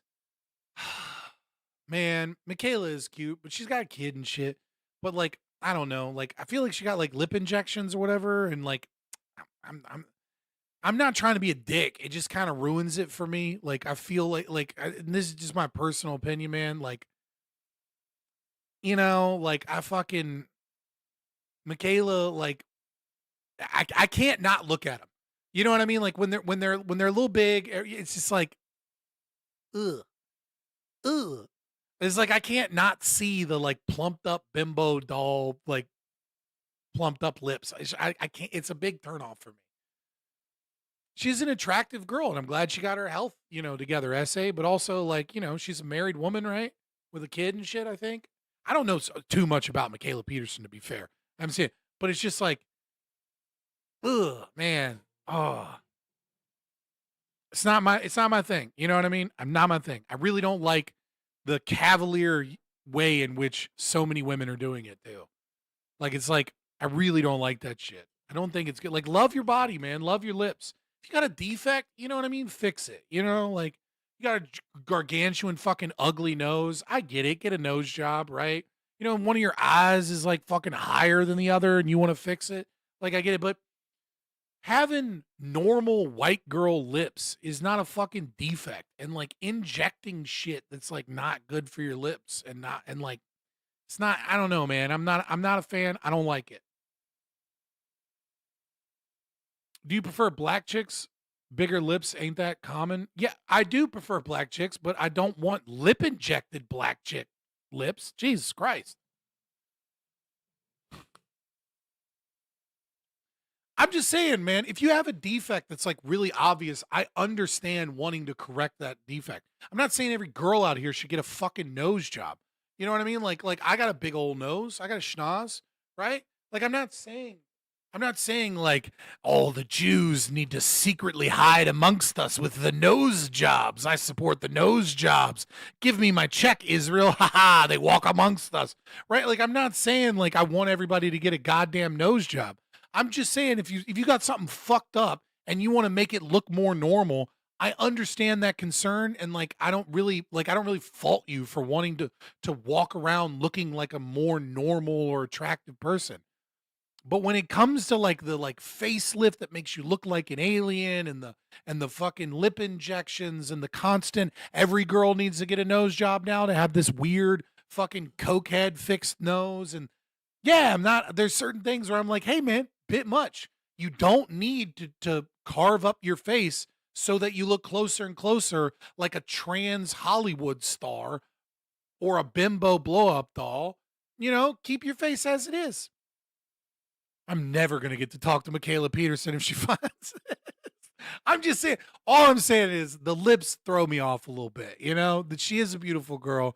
But I'm not a big fan of that.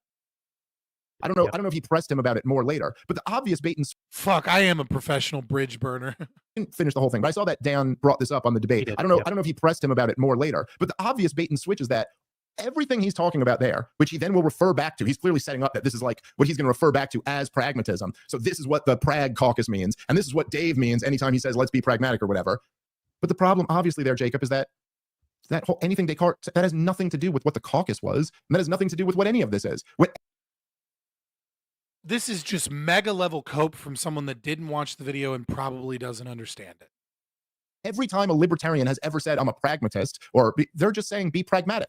The word that just essentially means gotta be realistic, dude. Like, yeah, you didn't watch the video, so you don't know what the hell he's talking about, but you're trying to cope and defend yourself. No, he's saying that you are adopting the philosophy of pragmatism with many of the things that you argue for. And who can argue against that? You just said you'd race mix. We know you get a check.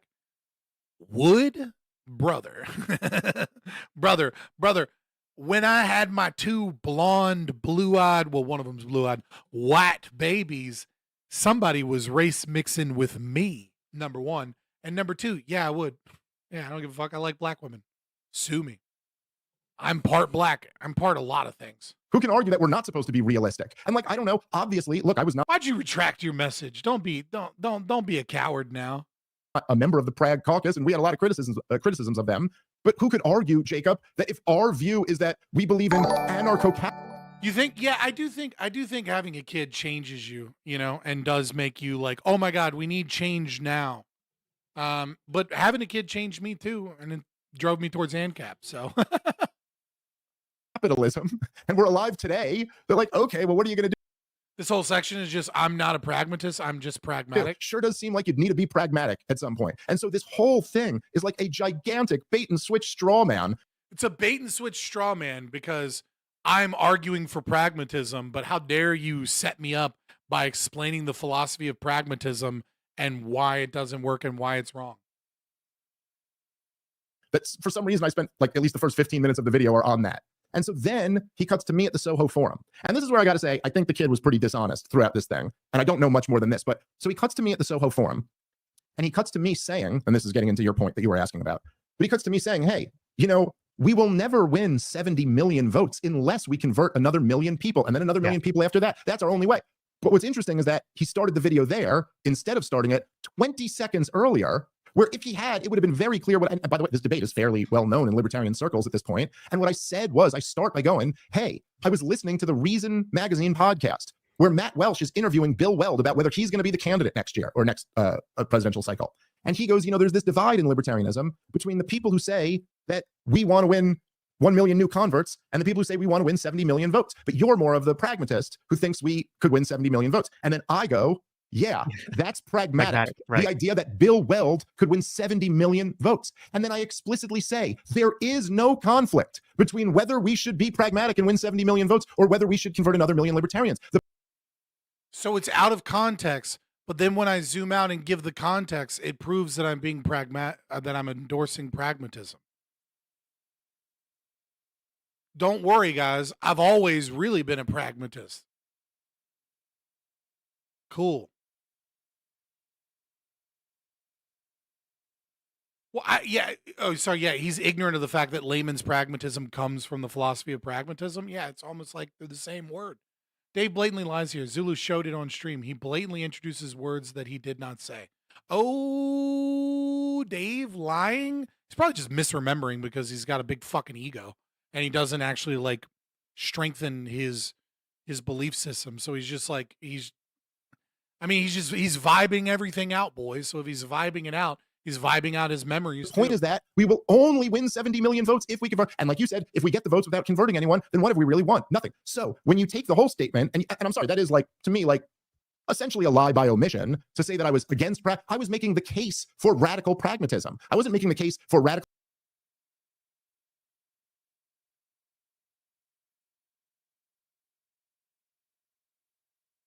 I was making the case for radical pragmatism.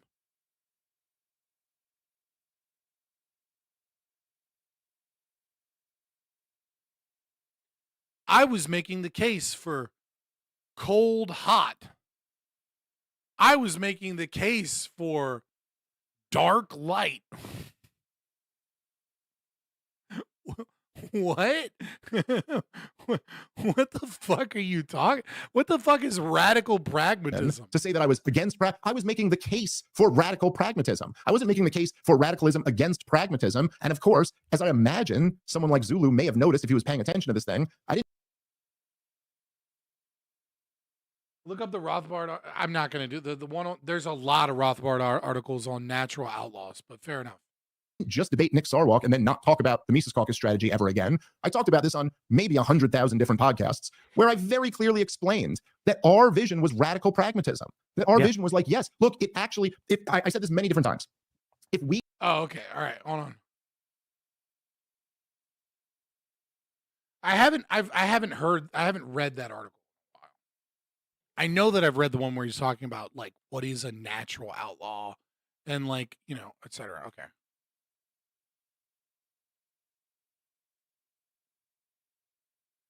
It is no accident, then, the Democrats and Republicans proudly call themselves pragmatists. Sure, they believe in freedom and peace and free markets and all the goodies, but these goals have to be approached. They tell us piecemeal by the grouping, push and pull of the Democratic consensus. And we are back, hip deep in the status quo. Radical pragmatism of any sort, whether anarcho or Khomeini or whatever, is virtually a contraction in terms. Okay. It's funny that even that's funny. Okay. I don't, it's like, I've heard it before, I guess, because I've read that fucking article, but it's been too long. I didn't remember that, but I'm like, what the fuck is radical pragmatism? Oh, something specifically that Rothbard says that you should never do. If let's say in 2016, Gary Johnson had won 32% of the vote, and he needed 33% to win. We had come within 1 percentage point of winning the presidency with someone like Gary Johnson, who, yes, is not perfect, but is so...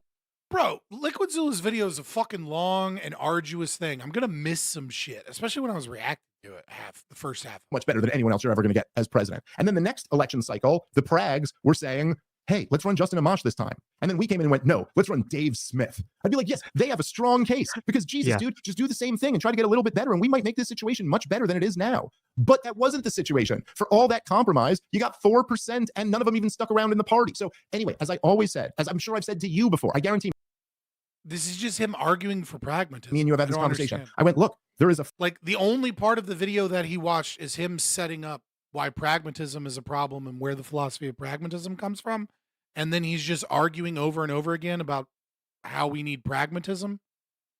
Form of radicalism that is I don't stupid. understand this. And that radicalism looks like having an argument at the LP presidential debate about whether we should have driver's licenses. And then Michael Badnarik going, you know, what's next? A license to make Part. toast in my own damn toaster? And then Gary Johnson goes, I mean, I'd like to see a little bit of competency demonstrated before someone gets out on the freeway. And I get food. And now the entire libertarian audience looks at him like, what a sellout. You're not hardcore enough. But every regular person who's ever existed goes, what are they even talking about? Like, this is insane. So that's radical.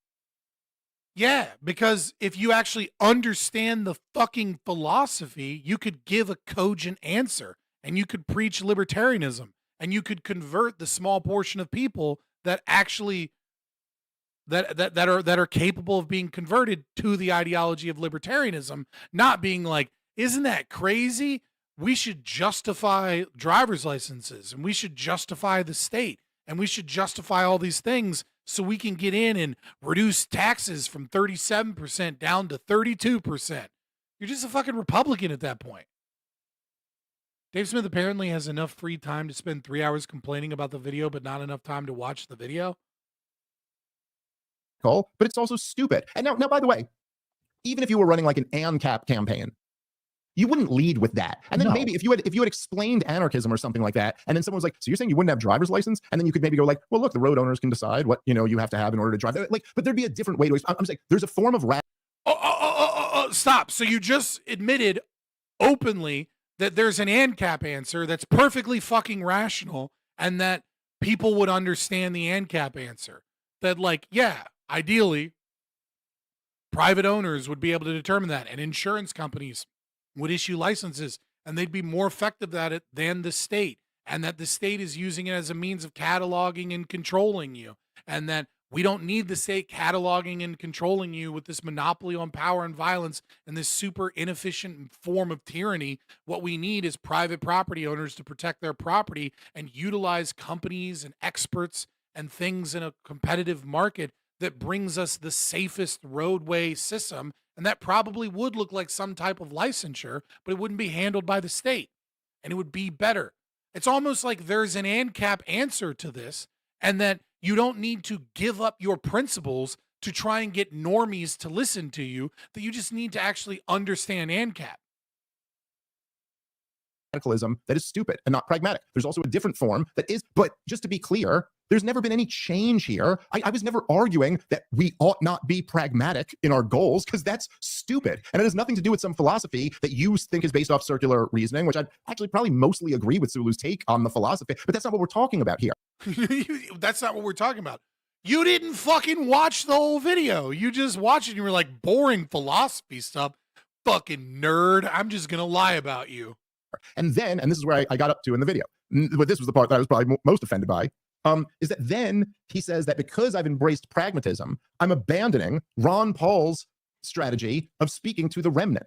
And then he plays like a clip or two of Ron Paul saying some great Ron Paul shit. One of them is a clip of him going, oh, building a fence. A fence might be used to keep all of us in, which, by the way, Jacob, as you know, is something that I mentioned at the victory speech after, or the night before we won the entire Libertarian Party. Like, how great was it when Ron Paul said that? And I'd still give him credit for that. That's a real concern of having this government build a wall. Regardless, though, right? And again, this is just this is a blatant lie of omission, because he's going, look, Ron Paul was against the wall. Ron Paul just said radical things. But like, what's being omitted there? What's being omitted is that Ron Paul rejected open borders, that Ron Paul ran like 15 races as a Republican, that Ron Paul endorsed Ronald Reagan for president, he endorsed Pat Buchanan for president, he voted for the AUMF in Afghanistan, he endorsed like all types of statist things that Zulu went. So Zulu positions himself as if Ron Paul was this pure awesome model, Dave Smith's selling out. No, he doesn't. Like, the video clearly shows ways in which Ron Paul was based. Like, so your argument is actually Ron Paul was a big pragmatist. I'm not a pragmatist, but pragmatism's good. And actually, the libertarians that you like that were successful were nothing but pragmatists. And also, you know, your recollection of him endorsing. Okay. Reality, objectively speaking, I'm not a better person than Ron Paul. I'm not smarter or well educated. I am a more radical libertarian than he was. And like, I was around in 2008 and 2000. Radical libertarian is not a fucking asymptote, okay? You either are or you aren't. It's a binary. You are either preaching libertarianism or you are preaching something else. That's it. You'd know that if you understood anything about natural law.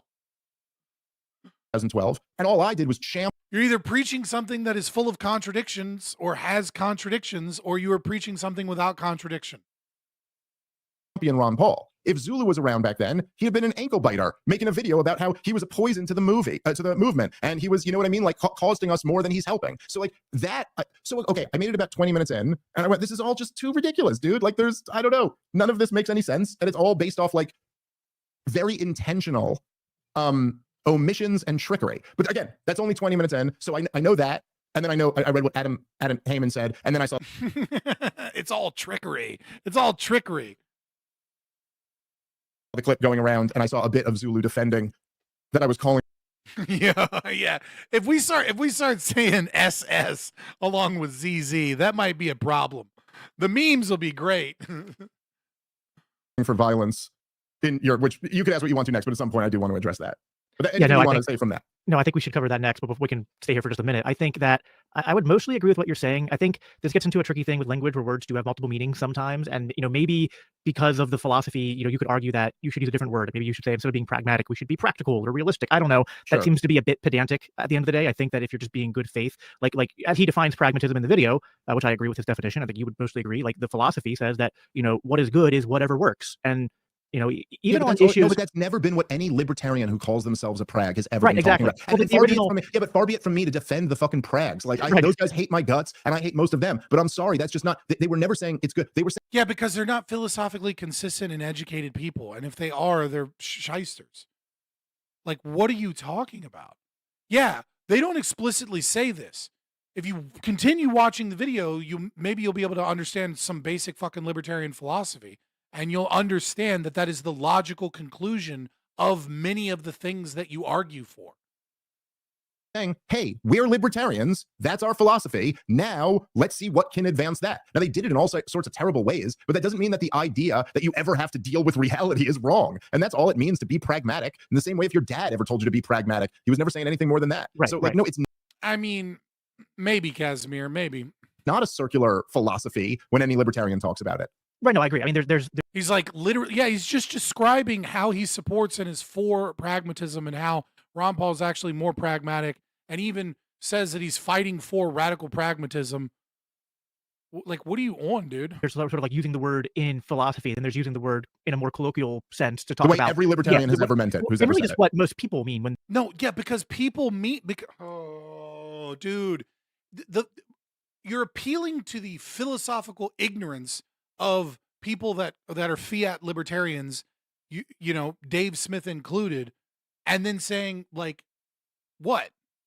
And then saying, well, yeah, that's not really what they mean. Pragmatic, you know, what they mean is like, you know, let's try these different strategies and give up some of our principles and see if they work. You're describing pragmatism like while saying that it's not pragmatism because people don't understand the philosophy of pragmatism. And then you gave up trying to learn the philosophy of pragmatism in Zulu's video because he was mean to you, which I get. The people that are like, oh, you don't have time to watch a video. Dog, if somebody did a 3-hour hit piece on me, I'd probably react to it on stream. But if I had the opportunities that he had, I don't know if I'd want to watch a 3-hour takedown of myself. So I have hiccups. I'm starting to get a headache. I don't know how much longer I'm going to last because I'm starting to lose it, dude. Like, I'm still recovering from drinking 1/2 of a Mountain Dew. They use but that word even. Again, listen, I'm not trying to be a dick. This is Archie Flower saying you violated the non-aggression principle if you ever thought about anything that's impure in your head. It's like, okay, well, the way that every other person uses the word well, that's not true. Violated, they mean that, you know, like it's on the level of if I went to you and I went, hey, you know, going 70 in a 60 is against the law. And you went, okay. And then I went, well, you know, thinking about going 70 in a 60 is also breaking the law. And you went, no, that's not breaking the law. And I went, well, it's breaking the law in the sense that you break the philosophical construct. It's like, yeah, okay, fine. But like, that's not the way anyone uses the word. So it's not even. Yeah, except no one made that argument. Nobody is making the argument that if you think a bad thought, you're breaking the non-aggression principle. Therefore, you're not a libertarian. Like, this isn't even a straw man of his argument. This is just some random shit. This is just some random shit that you're introducing that has no connection to what he said, so that you can be like, see, theory bros are retarded. Pedantic. It's just you're not actually you're using this term in a different way than any of the people you're arguing with are. So actually take. No, he's not. He gives an entire explanation of where the philosophy comes from, how that term entered the lexicon, and how people are engaging in that philosophy. See, I know that you watched a Jordan Peterson video once and you picked up the word ideological possession, but what he's actually describing is ideological possession. When people don't have an understanding of the philosophy and then they engage in the philosophy and they engage in the praxis, and it cuts through their ability to think rationally or to critically think what you will, because the philosophy is moving through them. That's actual ideological possession. But you don't know what ideological possession is. You know that a lot of people that have watched Jordan Peterson videos think that's a cool $2 college word. So you use that word of which you have no concept of, much like you use the word pragmatism of which you have no concept of. On what they are saying, I think, which is pretty easy. You're talking about Andy Craig and Nick Sarwark. We can deal with what they're actually saying, and none of it was this circular dumb reasoning. They're just kind of sellouts and gay. Yeah, Andy Craig, that's a name I haven't heard in a while. Well, he was the Prague Chair Caucus, I think. Yeah, no, you're right. So soundbite Tarian. I think, and I don't know if I want to jump into this too soon because it is almost a really deep subject. Maybe we should save for later. It's just in terms of where maybe your and my philosophy differ from Zulu. But I think like he's trying to say that your position on immigration and public property and why you reject his position is philosophical pragmatism, because you're rejecting sort of like being consistent in his, I'm not saying, right, using his word, you're rejecting being consistent on the NAP because you say, well, we have to reject the consistency because the outcomes are too outrageous or evil or not desirable. And so he's saying that what you're doing is sort of like abandoning principle and saying like, no, we have to do like what works or something like that. And so I guess that's the strongest way I can try to steelman his argument. But I think, just to put it in my own words, why I kind of disagree with him on the public. I don't think that's the strongest steel man of his argument, but that might be the strongest steel man that you can muster. The property thing is that it's not even just a matter. And so I will respect you for that. Matter of like, we would probably, if I put it this way, all agree on the public property thing.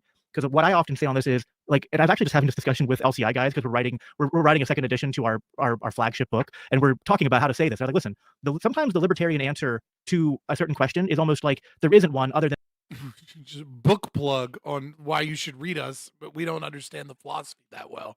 We're trying to figure it out, boys. And just privatize it, right? Like, what's the libertarian position on, what the income tax rate should be? It's like, no, there is no. We shouldn't have an income tax, right?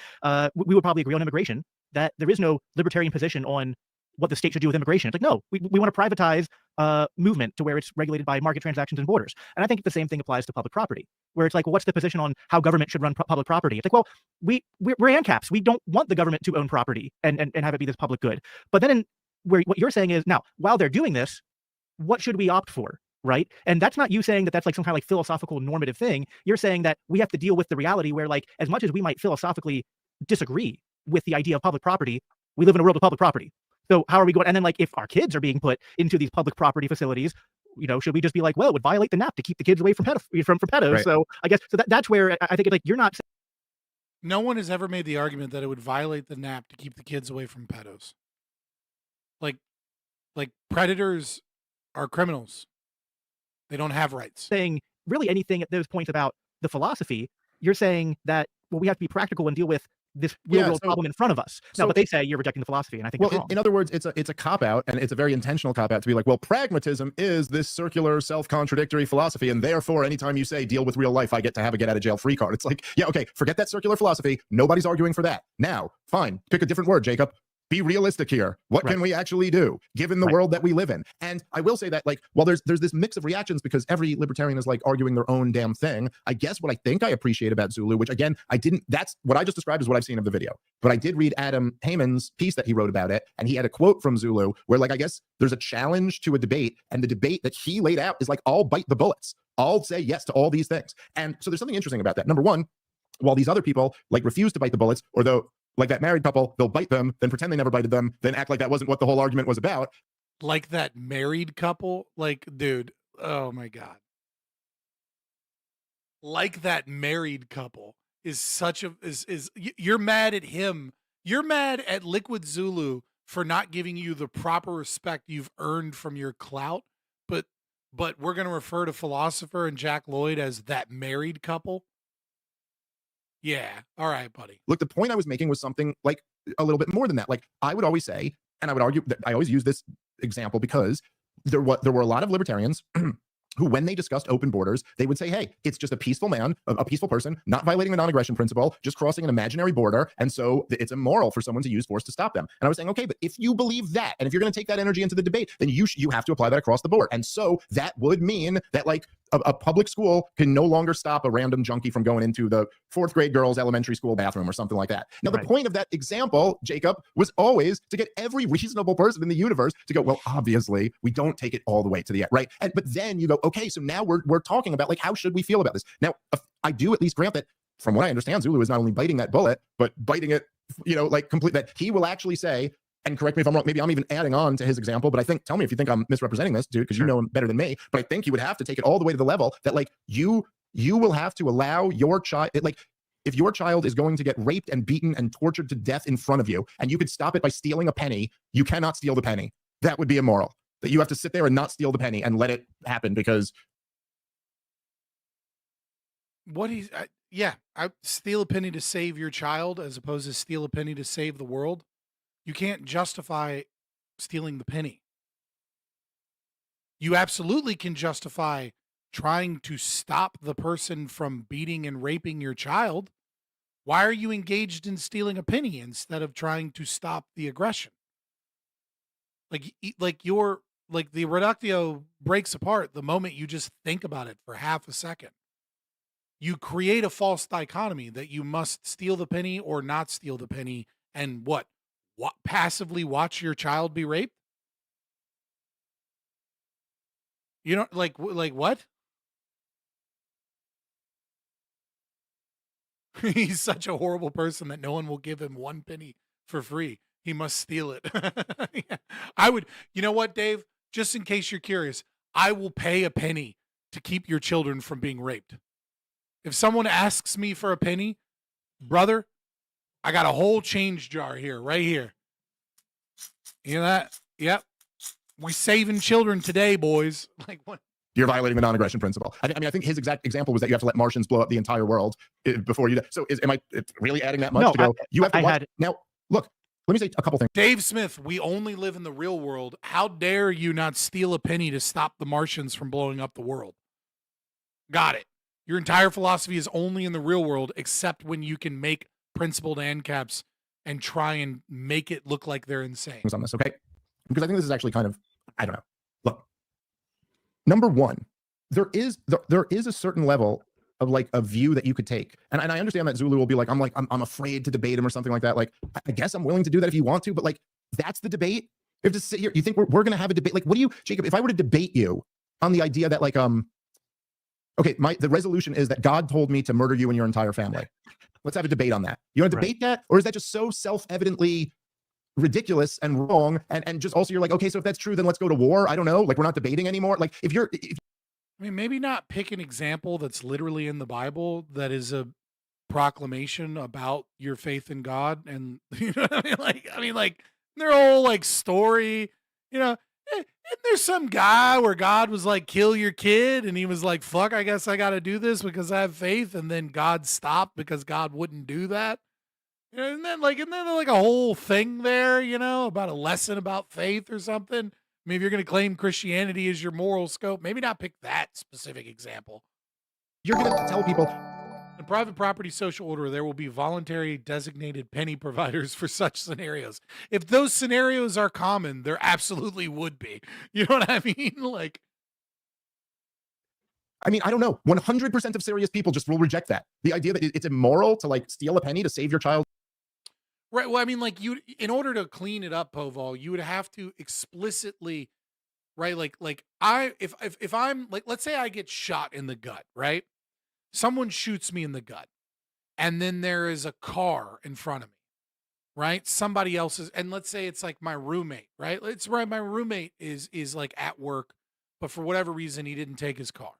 And so his car keys are there. And let's say my car is broken down. I don't ask for permission to use my roommate's car to drive myself to the hospital so I don't die from the gunshot wound. I take his car. because I'm going to assume that like he'll be cool with it. He hasn't given me any explicit non-permission. Now, if my roommate hops in chat right now and says, "You do not have my permission to use the car," no, now you can afford to call me first. Exactly, right? Now the analogy is cleaned up a little bit, right? So now we're living in a world where my roommate has explicitly said, "You cannot use my car, just like you cannot use my ladder." Now, if that's the case, how bad of a roommate do you think I am, guys? I'm such a bad roommate that my roommate would rather watch me bleed out and die than let me use his car to save my life. I'm a horrible roommate. Or I've picked a horrendous roommate as a friend that he is explicitly giving me non-permission. There's a whole other host of problems here. But I guess we aren't allowed to engage in the real world unless we're arguing for pragmatism. But it's totally not pragmatism, because pragmatism is just like a word, bro. Life or something like that. And so this does now. Look, even if you believe that, which is a tough place for me to put my mind in, but even if you believe that, do you really think the reason I won't debate that is because I'm Yeah, fucking all of this is called. Yeah, I actually tweeted about that. I did some rage bait. It didn't work, you know. But you know, sometimes we try, you know, sometimes we try. I posted this while we were going to Micro Center today. It's like Nick Fuentes says the GOP must be destroyed and replaced by a right-wing populist coalition. The left has to, quote, the left has to give up immigration, the right has to give up on the free market. And then I said, hey, at Comic Dave Smith, I know you feel strongly about killing the philosopher. Next time you're chatting with Nick Fuentes, are you going to keep that same energy, or are these the cool socialists?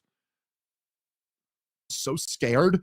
Like, you can't possibly fathom that the reason I won't debate that is because it's so fundamentally unserious, and that actually I don't wish to shine a light on the fact that anyone in our movement actually would say something so ridiculous. Like, Well, you know, I just, well, you know what? Sorry, I don't mean to cut you off. No, go ahead. There's another point I want to make. So go ahead. Guys, I love you. I'm still recovering from a couple days ago with my autoimmune disease. I did a fucking debate with Michael Liebowitz earlier, and I think that was a great debate, and I think I did really well, and I think I crushed that, and he wants to talk about argumentation ethics in the future, but like, dude, I'm losing it. I still need some rest and some fucking to like get over this shit. But I'm going down, boys. It's I love you guys. I appreciate the support. I will be back. We'll do that debate with him. Trying to schedule something with Stefan Kinsella to talk about co-ownership of property. I'm trying to schedule some stuff with some LLA people if I can. Liquid Zulu and Casimir and I, we got to get together here soon and discuss oh god, the concept of homesteading property in like neighborhoods and in collectives, in terms of homesteading air or homesteading sound, and where that falls apart and what those rules are. But I'm not explaining it very well right now because I'm just starting to go down because I'm kind of sick still.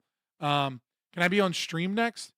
I will have my presentation ready. Join the Discord and just DM me or add me in the Discord. The links are in the description and they pop up in chat a bunch. But yeah, I'm just starting to go down, boys. I don't got it in me. I love you. I love you guys a bunch. I have my kids this weekend, and I'll be recovering and dealing with them. So if you're in the Discord or you're on Twitter, you'll probably see me talk some shit, and we got some good content coming soon. But I just can't get through this. There's no way.